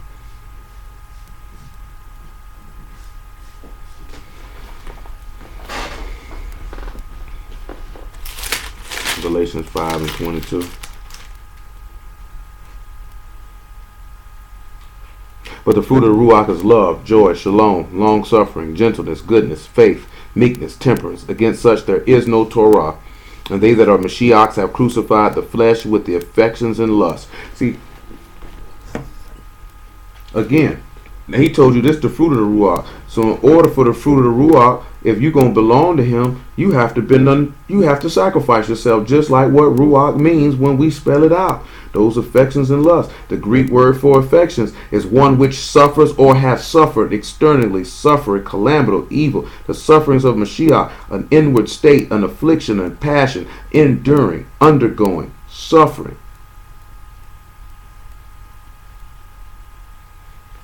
So what are you doing? You're suffering the flesh to cease from sin. You're enduring to the end. He that endures to the end, the same shall be saved. You know what he say? Blessed is he that endureth temptation. See, that's the whole key thing. See, this why niggas fail, because you ain't got no endurance. See, when you show endurance, when you show lack of endurance, you show weakness. That means you ain't been training. You getting fatigued late in the game. Now you weary, you ready to fall out. So you give in. Strong people endure through all trials of whatever they may be, of any sort. They don't fold. They don't fold. Strong people don't fold. Weak people fold. And you got to understand something. If you're in a weak state, you won't fold, because he said my strength is made perfect in weakness. So if you lean on Mashiach and you join to him, even in weakness, you wouldn't fold, because you would have strength. He said, let the weak say that I'm strong. But we're not leaning on the strength of Elohim. We're leaning on our own strength. And that's why we fold. That's why I say the weak fold. Because the strong are weak, but they're leaning on the strength of Elohim. Therefore, they don't fold. See, we like to lean on ourselves. That's why you fold. Nevertheless, Luke 8 and verse 10. And after that, John 12 and 23. And we'll begin to look at faith, because we went there to read that that's one of the fruits of the Ruach is faith. We already read that that's one of the gifts of the Ruach is faith. So we got to understand and we got to know. Because we need to know what the will of Yahuwah is. If that we find that gift as a precious stone.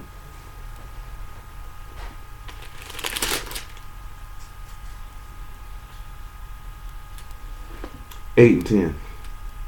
Well, 8 and 9. And his disciples asked him, saying, what might this parable be? And he said, unto you it is given to know the mysteries of the kingdom of Elohim, but to others in parables, that seeing they might not see, and hearing they might not understand. Now the parable is this: the seed is the word of Elohim. Those by the wayside are they that hear, then come the devil and take away the word out of their hearts, that they should believe and be saved. They on the rock are they which, when they hear and receive the word with joy, these have no root, which for a while believe it, in time of temptation fall away. And that which fell among thorns are they which, when they have heard, go forth and are choked with cares and riches and pleasures of this life, and bring no fruit to perfection. But on the good ground are they which in an honest and good heart, having heard the word, keep it, and bring forth fruit with patience. You got to hear the word and keep it to bring forth some fruit. You can't bring forth no fruit just from here. He said you heard the word and you keep it. Let's look at the Greek word for keep. Let's do that. You hear the word and you keep it. You hear the word and you keep it. And then you bring forth fruit with patience, which goes back to enduring, perseverance. The Greek word for keep tells us to hold back, to retain, to restrain, to hold fast, to keep secure, to get possession of, to take, to possess, to hold fast. Why? Because it's how they said that gift is you're going to hold it. The Greek word for patience is steadfastness or constancy or endurance, waiting for, sustaining, perseverance. So in the midst of afflictions and suffering, and again it takes us back to the suffering that we suffer does not equate to the esteem which we'll get later, which takes us back to what we read in Esther. They suffered and they endured, and Yahuwah vindicated them in the end, which caused gifts to be given to the poor, which is showing us how Yahushua took captivity captive. As we seen there, Mordecai ended up coming at the right hand of Xerxes, taking captivity captive, which allowed gifts to be given unto men. So we have to sit back and look at that and understand that it's endurance. See, a lot of y'all ain't got no endurance. You abide for a while. Then when your flesh get a little raging, a little itchy, and whatever is raging in, because everything ain't got to be in the same thing. People sin in many different ways. As King Solomon plainly stated, every man knoweth the plague of his own heart. But you have to endure. And see, and that be the things too when we look at character, because that's a character trait. That's a character trait. See, those type of character traits are not traits that people find attractive, because you ain't even looking at that type of stuff. If someone has endurance and perseverance, this is a person of strong character. That means this is a person who doesn't fold under pressure. This is a person who doesn't panic during adversity. Because if you want to see how real a person is, what type of person a person really is, observe them in adversity. Because adversity will show you everything you need to know. See, they had that discussion last night, because adversity will show you everything you need to know about an individual. See, you won't really know how individuals are until they're placed in a situation of adversity, because then their character will shine. Because it's easy to be a good character when everything is lovely. A lot of people get in adversity, they go to drinking, they go to get high, they go to participate in destructive behavior. You begin to see parts of their character that you didn't even, or personality that you didn't even think existed, because some people can't handle adversity. They crumble. They crumble. But if you see somebody face some man of adversity, and instead of crumbling, they stand tall, look it square in the eyes, and say, I will face it, endure it, overcome it, and defeat it. Kind of like what Yahushua did. He looked death in the face and he defeated it. He endured. He endured to stay because of the joy set before him. Because the suffering of this present time does not equate to the esteem that will come later. A man of great character. A man of great strength. Because he endured. See, that's godly care. See, we don't even be knowing what to look for when we look at stuff, because we look and worry about the wrong things. When we talk about we godly people, can't even recognize godly character. Can't even recognize it. And that's why he said that those that are of the Ruach, nobody don't know where they going, don't nobody know where they been. That's why he told you that. That's why he told the Pharisees that. You don't know where I come from and you don't know where I'm going. Because you are of this world. You from beneath and I'm from above. You walk in darkness and I'm light. So therefore you wouldn't be able to understand my character. You wouldn't be able to pinpoint it. John chapter 12, verse 23.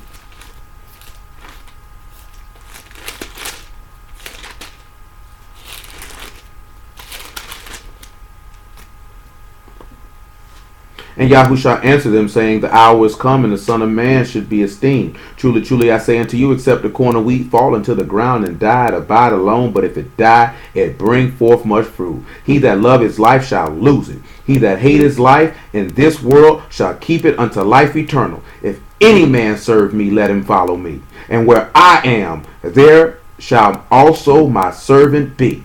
If any man serve me, him will my Abba esteem. That man say, where I am, my servant will be. Where I am. There's a story with David and one of his servants. He say, wherever you, David, go, that's where I'm going. And that's the mind you got to have. They say they follow the Lamb wherever he go. That's what it said about the 144, right? Even if you ain't part of the 144, you supposed to have the mind to say, I'm going to follow the Lamb wherever he go. Wherever he go, I'm going. Wherever he go, I'm going. Because wherever he going, that's the way to the highest. I got to go where he going. That's my husband. I'll follow him. That's my husband. I'm going to follow him. If you ain't going to follow your husband, what you married to him for? And I ain't talking about your natural husband either. What you married to him for? Because that's what you did when you got immersed. What you married him for if you wasn't going to follow him? He say he leads you in the way that you should go. He teach you the prophet. You shouldn't marry a man you think going to hurt you. You shouldn't marry a man you think going to direct you in the wrong direction. You shouldn't marry a man that ain't going to be able to give no gain to your life. So why did you marry Yahushua if you didn't feel like he was able to do any of these things? Doesn't make any sense. Because the things of what I just mentioned is a man who said, I'm not your master, I'm your servant. I'm here to serve you, to lead you and to guide you in the way that you should go. I'm here for your benefit and your profit. I'm not here for myself. I'm here for you. This is what your husband say to you. I'm here for you. I'm here for you to make sure that you become circumspect and wise and have insight. That you know what the will of Yahuwah is. That's what I'm here for. And as a man, that's what you're supposed to do for your wife. And if you don't have them capabilities, you ain't supposed to get married. Because you can't manifest Mashiach yet. You let yourself bubble. Because I've told y'all this before.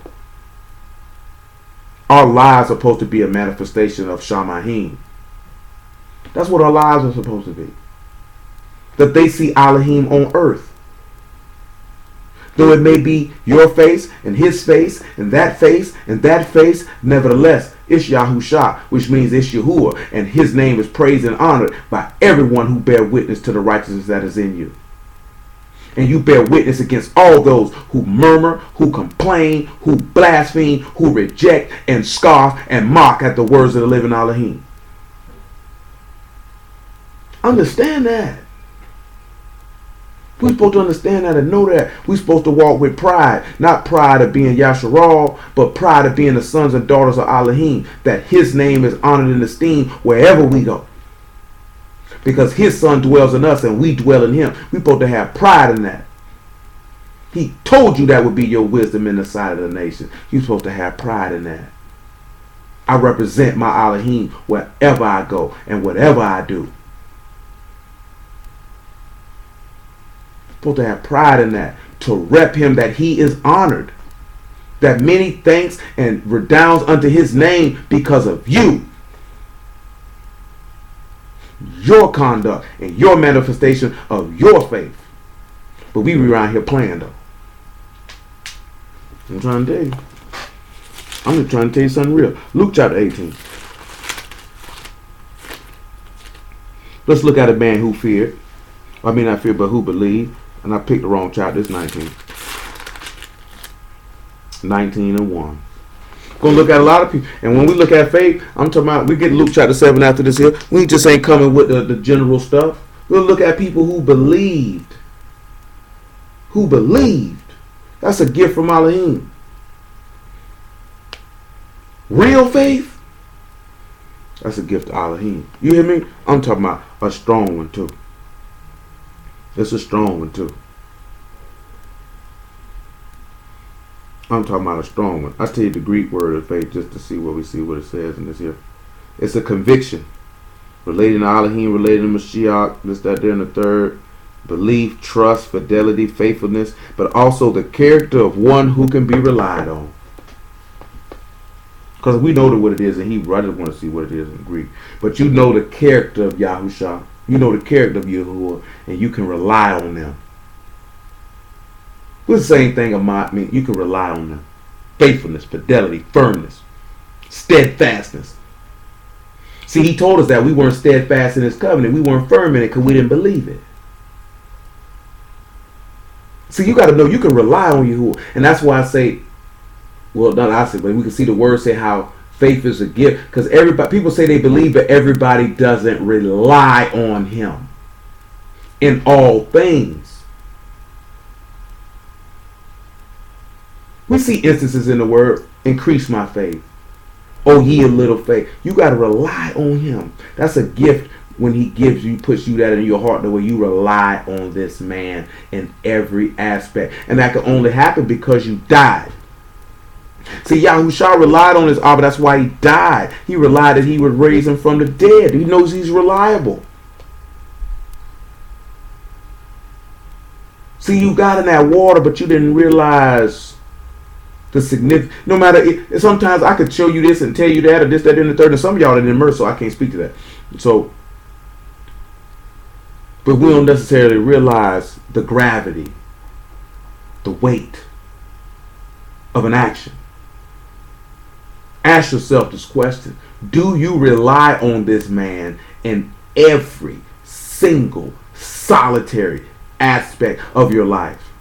And y'all permit, I will ask you all of this face to face. I pray you be honest in your retorts. Do you rely on this man in every aspect of your life? Ask yourself, and if you know that that's a negative, you gotta ask yourself, what's the problem? When I say that, meaning, what is it why your faith is small, or why your faith is lacking, and what is it that I would be able to do to add unto your faith? Because I'm just mentioning that book because it says stuff like this.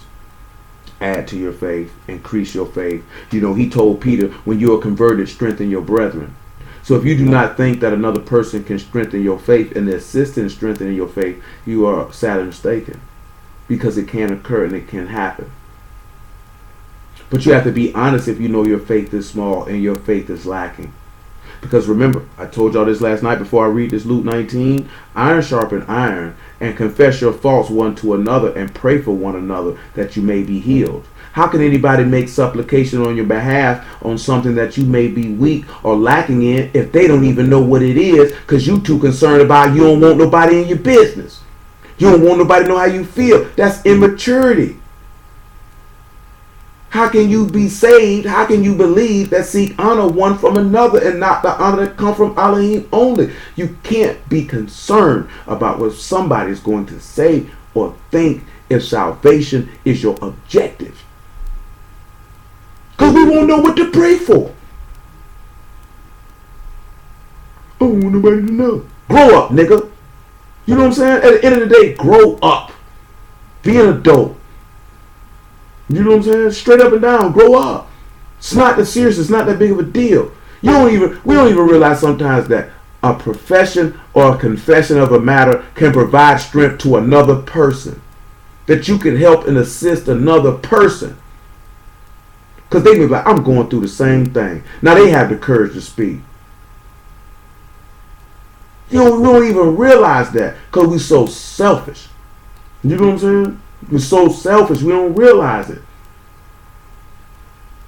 This book says that we are members one of another.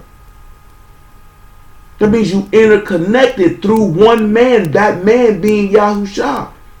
So how do you not have love and care and concern for each other? Doesn't make sense to me.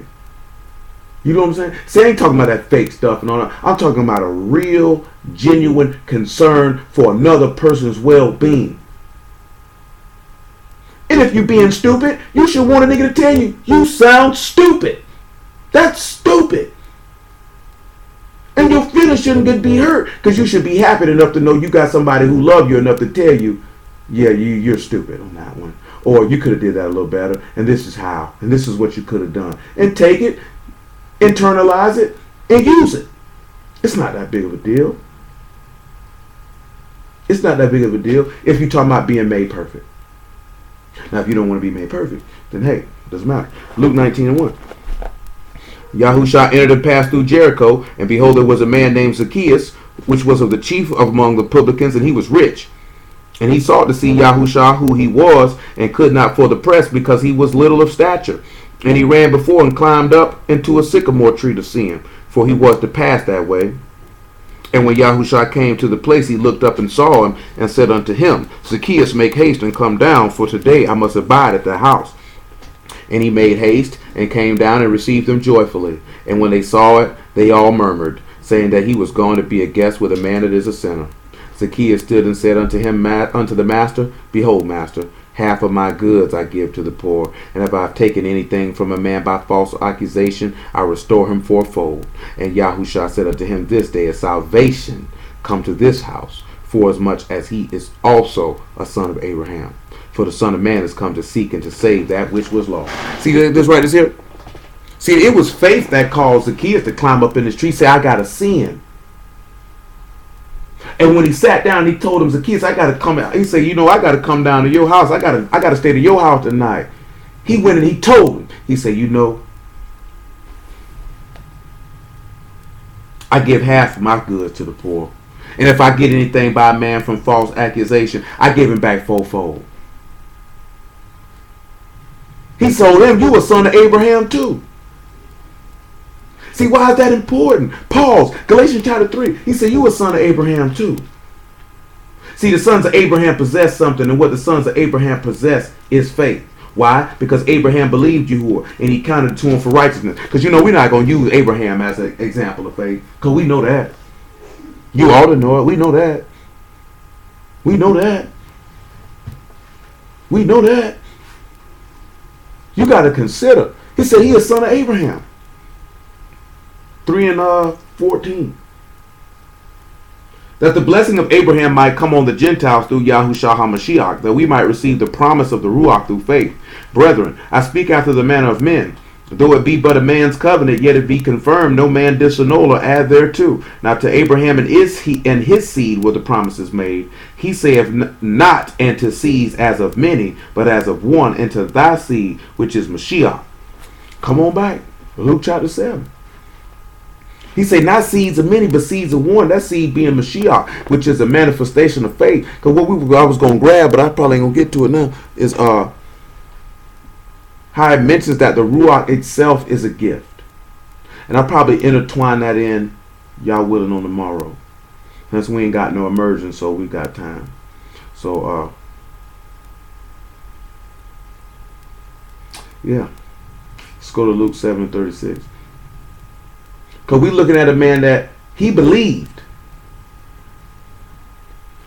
He probably either heard of Yahoo, he heard of Yahushua, he believed that he was who he said he was. Nevertheless, Luke 7. And then after that, Acts 18. Luke 7:36. And one of the Pharisees desired him that he would eat with him. And he went into the Pharisee's house and sat down to meat. And behold, a woman in the city which was a sinner, when she knew that Yahushua sat at meat in the Pharisee's house, brought an alabaster box of ointment, and stood at his feet behind him weeping, and began to wash his feet with tears, and did wipe them with the hairs of her head, and kissed his feet, and anointed them with the ointment. Now when the Pharisees which had bidden him saw it, he spake within himself, saying, If this man, if he were a prophet, would have known who and what manner of woman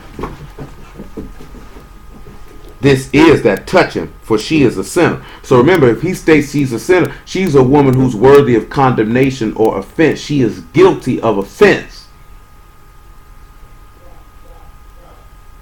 Yahushua answering said unto him, Simon, I have somewhat to say unto thee. And he saith, Master, say on. There was a certain creditor which had two debtors. The one owed 500 pence and the other 50. And when they had nothing to pay, he frankly forgave them both. Tell me therefore which of them will love him most. Simon answered and said, I suppose that he to whom he forgave most. And he said unto him, Thou hast rightly judged. And he turned to the woman and said unto Simon, See thou this woman? I entered into thy house. Thou gave me no water for my feet, but she hath washed my feet with tears, and wiped them with the hairs of her head. Thou gave me no kiss, but this woman since the time I came in have not ceased to kiss my feet. My head with oil thou did not anoint, but this woman have anointed my feet with ointment. Wherefore I say unto thee, her sins, which are many, are forgiven, for she loved much. But to whom little is forgiven, the same love little. And he said unto her, Thy sins are forgiven. They sat at meat with him and began to say within themselves, Who is this that forgives sins also? And he said to the woman, Thy faith has saved thee. Go in shalom. Told her her faith saved her. She believed that he was the son. Her faith saved her. Gift of Elohim. Matter of fact, before don't just hold off on the Acts 18. Look at Matthew 16, and then we go to Matthew 21. Like I said, we talked about Old Testament stuff when we gave examples and this, that, and the third. But we're gonna look in a little bit of these gospels though. See, when we look at the two aspects of faith, the two people believed, Zacchaeus and that woman, their souls were saved. They were saved because they believed that he was the son of Elohim. They believed the word. So when they believed on him, they believed Malachi. They believed Lamentations. They believed Ecclesiastes. They believed 1 Samuel. They believed Numbers. They believed Zechariah. They believed Haggai. They believed the word. See, a lot of people can recite the word, talk the word. Very few people rely on the word, believe the word. Because faith come by hearing, and hearing come by the word. The kingdom of Elohim is within you, and this is the word of faith of which we preach. So like I say, man, many people, they'll see me and they'll be like, oh man, I thought you was a Christian, or this, that, then the third. Because the niggas not having the conversation that they having. Because the conversation is belief in Elohim. That your faith might rest in Elohim, in the power of Elohim, I should say, and not men. That you could understand the power of Elohim. That you could understand the character of Elohim. And that you would conform yourself to the image of his son, to the deliverance of your soul. Because all niggas want to talk about is culture. Yeah, we going through the language. We going through the language that you might understand the workings of salvation by your Elohim. Not just the flex so you can seem so cultured. No, we not browbeating you upside the head with the law. You're going to learn the law and understand it. Understand how you're supposed to conduct yourself and see the manifestation of the faith of your Savior in it. Because at the end of the day, my job, I have one job and one job only. And that is to show you the things that are getting you banished from your Elohim, that you might return unto him, that your soul might be saved. Period. I have no other purpose than that. I serve no other purpose than that. What purpose do you serve in the furtherance of your own salvation? The books say, work out your own salvation with fear and trembling. What work are you doing? We talked about this earlier. Book said, don't be slothful. If you slothful in the summer, you ain't got no harvest in the winter. Be lazy in your service to Elohim. What are you going to get? And that can be slothful. And slothfulness comes in many different ways. And it's not just with reading the book. Laziness in the execution of service, of doing what is just, equitable, and right in his eyesight in any situation. Reading is cool. Studying is cool. It's great. The book tells you, seek out the book and you wouldn't read. You know what I'm saying? All that. Blessed is he that take this book and read it. That's what this says.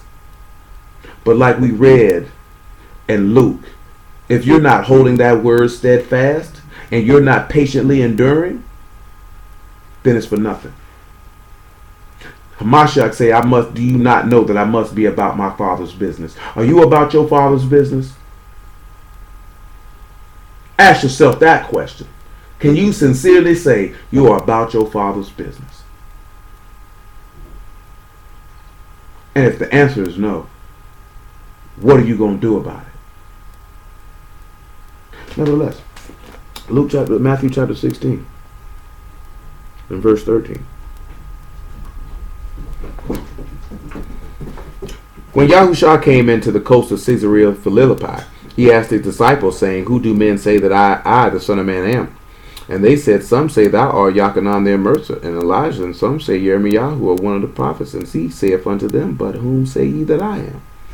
Simon Peter answered and said, Thou art Mashiach, the son of the living Elohim. Yahushua answered and said unto him, Baruch art thou, Simon Bar-Jonah, for flesh and blood have not revealed it unto thee, but my Abba which is in Shamahim. See, that was faithful on Peter's behalf. That was faithful on his behalf. We already know Peter lived by that faith.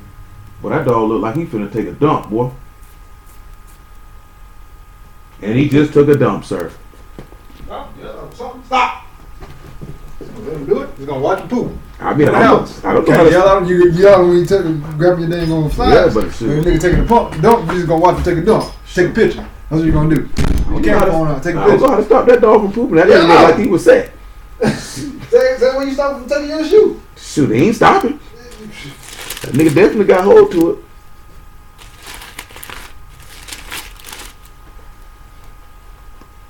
That nigga that dirty with it too. What we got to go at after this? Let's go to John. Oh no, let's swing over here to Mark. Let's find another. Oh, that's why I said Matthew 21. My bad. Dog poop. Appreciate the help, man. Appreciate the help, buddy. That nigga stank too. Oh, you smell this one, but you don't smell the last one. No, I smelled that one late. I smelled that one late. I ain't telling you no nothing. Oh, what? Like, bro, how you just sitting in here with that? My nose ain't that strong, but when they catch it, they catch it. 21 and 30. Well, 21 and 28. Matthew 21 and 28. But what think ye? A certain man had 2 sons, and he came to the first and said, Son, go work today in my vineyard. He answered and said, I will not. But afterward he repented and went. He came to the second and said likewise, and he answered and said, I go, sir, and went not. Whither of them twain did the will of his Abba? They said unto him the first. Yahushua saith unto them, Truly I say unto you that the publicans and the harlots go into the kingdom of Elohim before you. For Yochanan came unto you in way of righteousness, and you believed him not. But the publicans and the harlots believed him, and ye when you had seen it, repented not afterwards that you might believe. The reason why I'm sitting back and focusing on this here is because you can see that it's the sinners, the ones who are guilty of offense, the ones who are worthy of condemnation, seem to be the ones who believed. And the ones who claim to be the knowers of righteousness and expounders of righteousness seem to consistently believe not. Consistently. That's why I'm taking the track that I'm taking, so you can understand that, because we were talking about wicked and sinners. Remember, he said, I came to say, they say, you know this man's a publican. He said, he is son of Abraham. I came to save them which are lost. It seems the ones who think they so righteous and know so much, and this, that, there, and the third, don't believe. But the ones who know they guilty, the ones who know that they worthy of death, like it said in that parable. Let's get that parable. Luke 18. Let's just get it. That nigga there retarded. 18 and 9. Praise y'all for the word.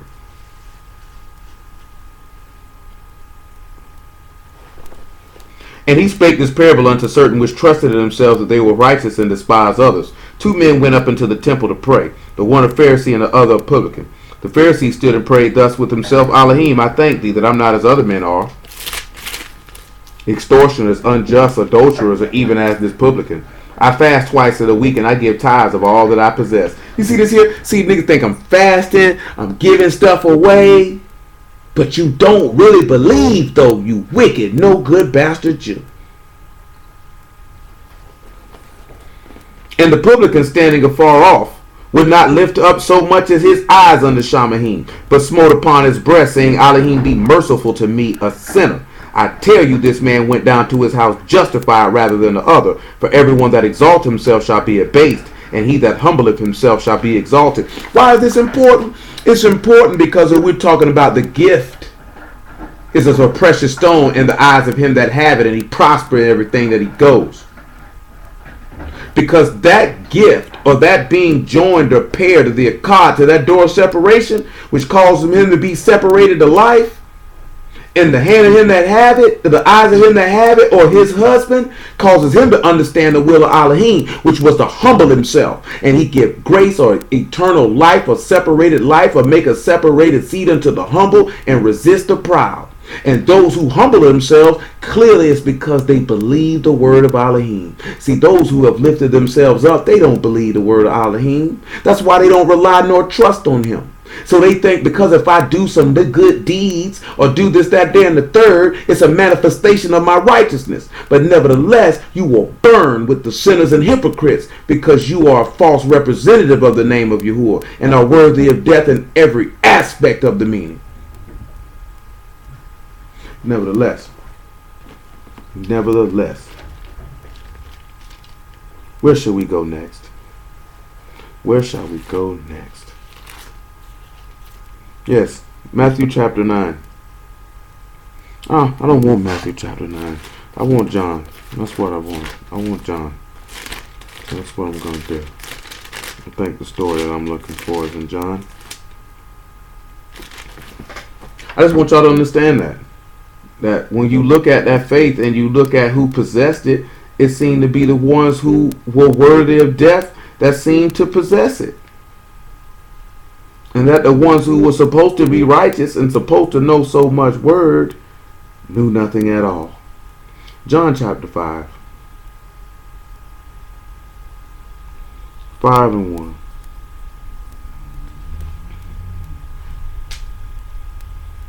After this, there were a feast of the Yahudim, and Yahushua went up to Jerusalem. Now there is at Jerusalem by a sheep market a pool, which is called in the Hebrew tongue Bethesda, having 5 porches.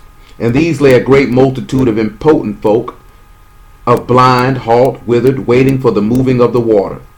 For a Malachim went down at a certain season into the pool and troubled the water. Whosoever then first after the troubling of the water stepped in was made whole of whatsoever disease he had. Of course, we're also seeing healing here at the same time. A certain man was there which had an infirmity 38 years. When Yahushua saw him lie and knew that he had been now a long time in that case, he said unto him, Wilt thou be made whole? The impotent man answered him, Sir, I have no man when the water is troubled to put me into the pool, but while I am coming, another step down before me. Yahushua saith unto him, Rise, take up thy bed and walk. Immediately the man was made whole, and he took up his bed and walked. And on the same day was the Shabbat.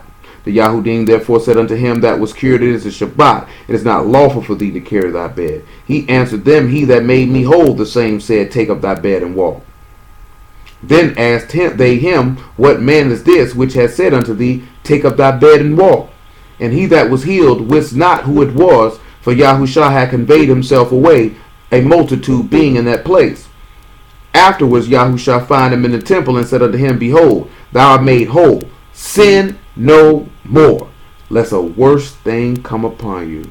The man departed and told the Yahudim it was Yahushua which had made him whole. See, this man can only be made whole because he believed. And since I read that, let's go to Acts chapter 4 of a similar account with a different individual. Faith is a very powerful gift to possess. I pray every one of you be counted worthy enough to receive it.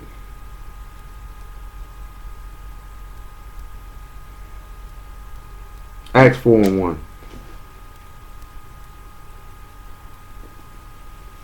As they spake unto the people, the priests and the captains of the temple and the Sadducees came upon them, being grieved that they taught the people and preached through Yahushua the resurrection from the dead. They laid hands on them and put them in hold until the next day, for it was now eventide. Howbeit many of them which heard the word believed, and the number of the men was about 5,000. And it came to pass on the morrow that their rulers and elders and scribes, and Ananias the high priest, and Capheus, and John, and Alexander, and as many as were kindred of the high priest, were gathered together at Jerusalem. And when they had set them in the midst, they asked, By what power, by what name have you done this? Then Peter, filled with the Ruach HaKodesh, said unto them, Ye rulers of the people, and elders of Yasharal, if we this day be examined of a good deed done to an impotent man, by what means is he made whole? I'm trying to sit back and look at that. Back up to Acts chapter 3, because we got to read the story. It was in the wrong chapter. 3 and 1, and then we'll come back.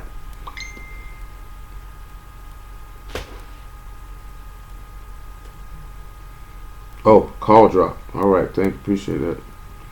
Glad you said that.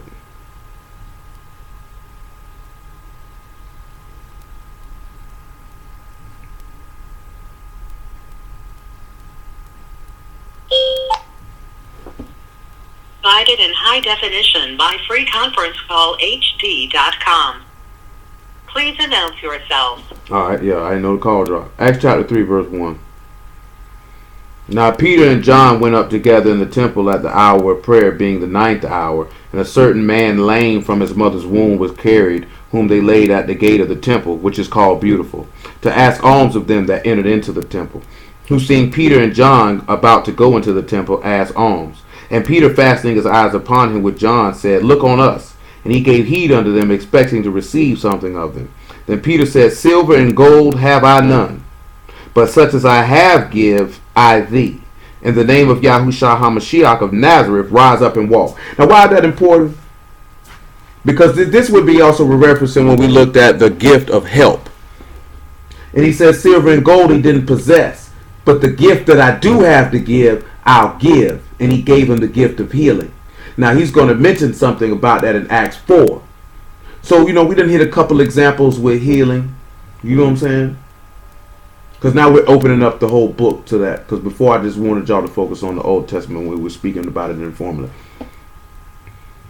And then he took him by the right hand and lifted him up. And immediately his feet and his ankle bones received strength. And leaping up stood and walked and entered with them into the temple, walking, leaping, and praising Elohim. And all the people saw him walking and praising Elohim, and they knew that it was he which sat for alms at the beautiful gate of the temple, and they were filled with wonder and amazement at that which happened unto him. And as the lame man which was healed held Peter and John, all the people ran together unto them in the porch that is called Solomon's, greatly wondering. And when Peter saw it, he answered unto the people, Ye men of Yasharal, why ye marvel at this? Or ye look so earnestly on us, as though by our own power or Kadeshness we had made this man to walk. The Elohim of Abraham, and that's where we'll pause. And now we'll go to Acts chapter 4, where he makes the statement that we came here, that I was really thinking about. We're in verse 8 of Acts chapter 4. Well, verse 9. Well, we read 9, so we'll read 10. He said, Be it known unto you all, and to all the people of Yasharal, that by the name of Yahushua HaMashiach of Nazareth, whom you crucified, who Elohim raised from the dead, even by him doth this man stand here before you whole.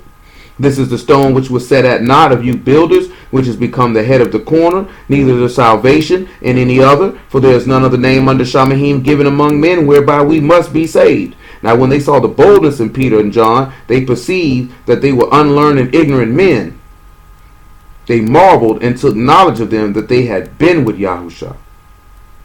See, what was able to cause this man to be healed was the fact that he believed.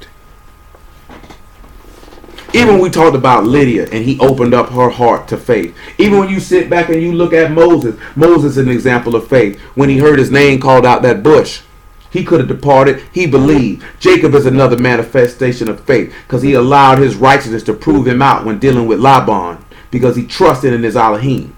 Though he had been abused and afflicted and done wrongly, he put his trust in he who judges righteously. He relied on Yahuwah. See, that's the difference.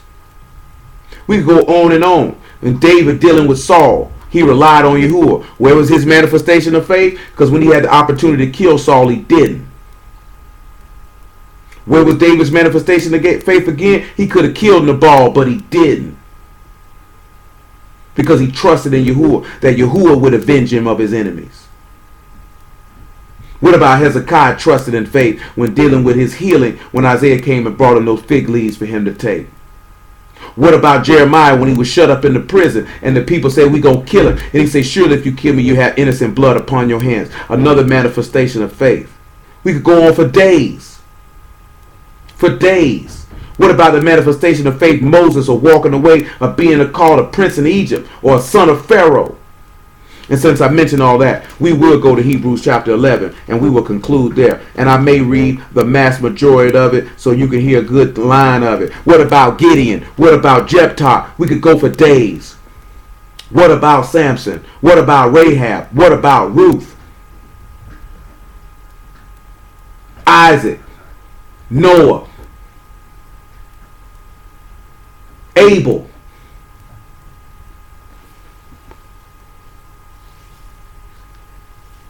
Hebrews 11:1.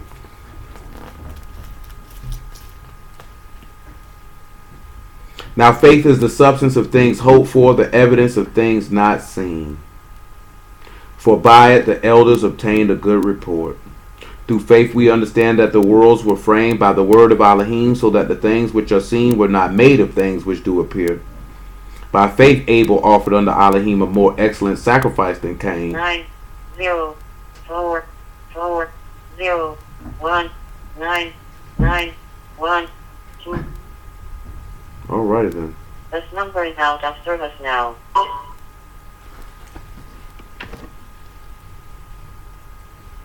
I don't know what that just was.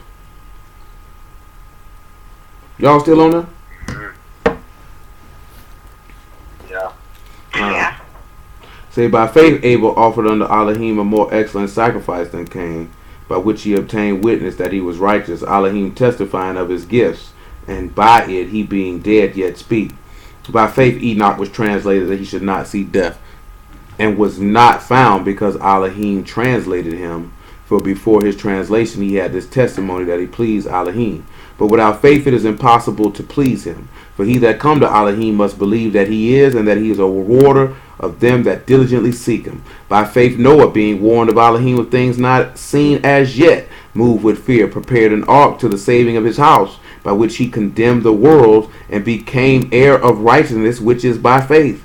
By faith Abraham, when he was called to go out into a place which he should after receive for inheritance, obeyed and went out, not knowing whither he went. By faith he sojourned in the land of promise, as in a strange country, dwelling in tabernacles, with Isaac, Jacob, the heirs of him with the same promise. We drop down a little bit, about verse 17, because it's a long one. It's a long chapter. So. By faith Abraham, when he was tried, offered up Isaac. And he that received the promises offered up his only begotten son, of whom it was said that in Isaac thy seed shall be called.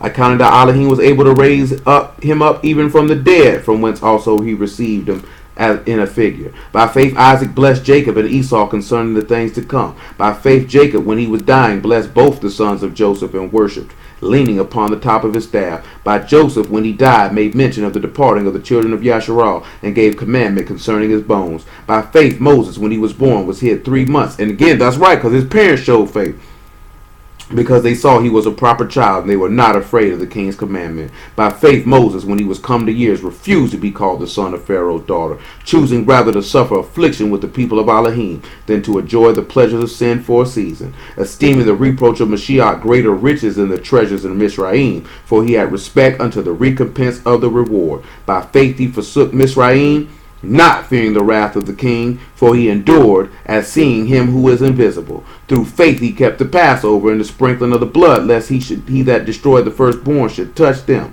By faith they passed through the Red Sea as by dry land, which the Egyptians are saying to do were drowned. By faith the walls of Jericho fell down after they were accomplished about 7 days. By faith the harlot Rahab perished not with them that believed not, when she received the spies with Shalom. And what more shall I say? For the time should fail me to tell of Gideon, and of Barak, and of Samson, and of Jephthah, and of David, and Samuel, and the prophets. And let's not forget Deborah, and Jael, the woman we mentioned who put the nail through the man's head. Or Rebecca, or Rachel, or Mary, or Elizabeth, or Simeon in Acts chapter 2. Not Acts, but Luke chapter 2. My apologies. Or Yahushua son of Jehozadak. Or Zerubbabel.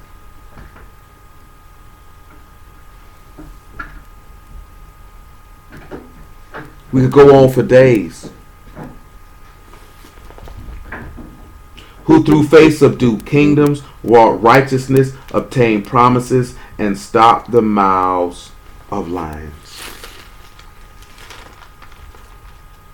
We come down here, man, to You know, no, we ain't gonna do good on that. The simple fact come down to it. If you want to be able to sit back and you look at the manifestation of the fruits of the Ruach, and one of them being faith, and the direction that I chose for some of those was, one is you saw some people who were faithful and just men who believed in things even though they could not see the final outcome of what they were approaching unto, because they knew that it was of Elohim, and they knew that if it was of Elohim, it was going to be to their profit, and it was going to be for their good. Because you have to sit back and look at it. It had to be by faith for Rebecca to marry Isaac. She didn't know that man. She had a choice to turn that down. She did not. She had no idea. But she knew it was of Elohim, and her trust was in him. You had an opportunity to turn down Yahushua. You say you come unto him because of your faith. But I mentioned that because if you look at those sinners that transgressors, you're worthy of death. He said the publicans and the harlots heard and believed. Yet when you seen that they believed, you repented not to believe with them. Every time it was somebody who believed on Elohim, it seemed that the scribes and Pharisees were doing something to discourage, to hinder that faith, to weaken that faith. But these people knew they were worthy of death. And they seen an opportunity at mercy, and they leapt at it. That their souls could be preserved, that Elohim could be esteemed.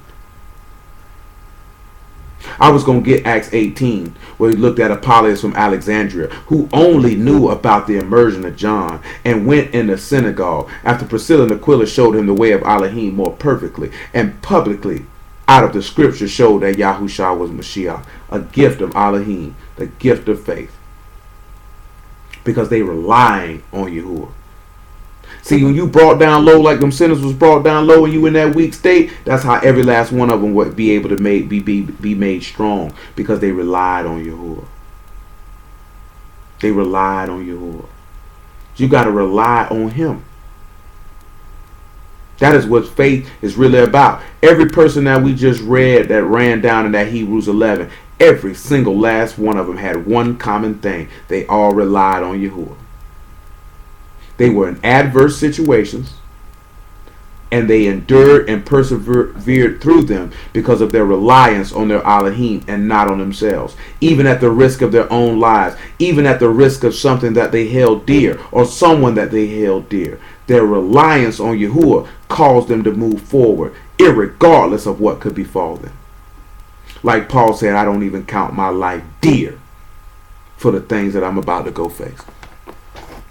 See, that's the stuff you have to consider. That's the stuff you have to think about. We don't think about stuff like that. Really don't. Because do we have that level of faith? He said, I believe, therefore I have spoken.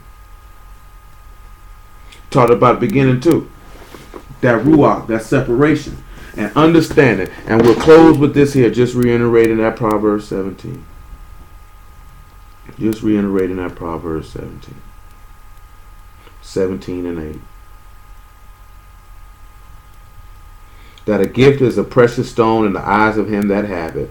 Whithersoever it turn, it prosper. So you know you got that pair joined to the door separation. You're joined to Yahushua, because he that is joined to the Master or the Lord or Yahushua is one Ruach. And now you're separated under life. And that stone in the eyes of him that have it. And who possesses it? The husband, Baal. And what is that husband? He's a servant. And whatsoever it turn, it prosper, or call. Now you have to be. Now you're prudent. You're circumspect. You wisely understand. You prosper. You have insight. You give attention to. You ponder. You have comprehension. You're wise. You consider. You have success. Which takes you how Yahushua son of Nun told you that, to meditate on the word of Yahuwah, and you shall have success in whatever you do. But that gift got to be precious. So you got to be paired with Yahushua to that door of separation, to be separated unto life, so that he can have you. Your husband can possess you and have you, because I've espoused you to one husband, even to Mashiach, that you should be a chaste virgin. A chaste virgin. And with that being said, hallelujah for Yahusha and the word.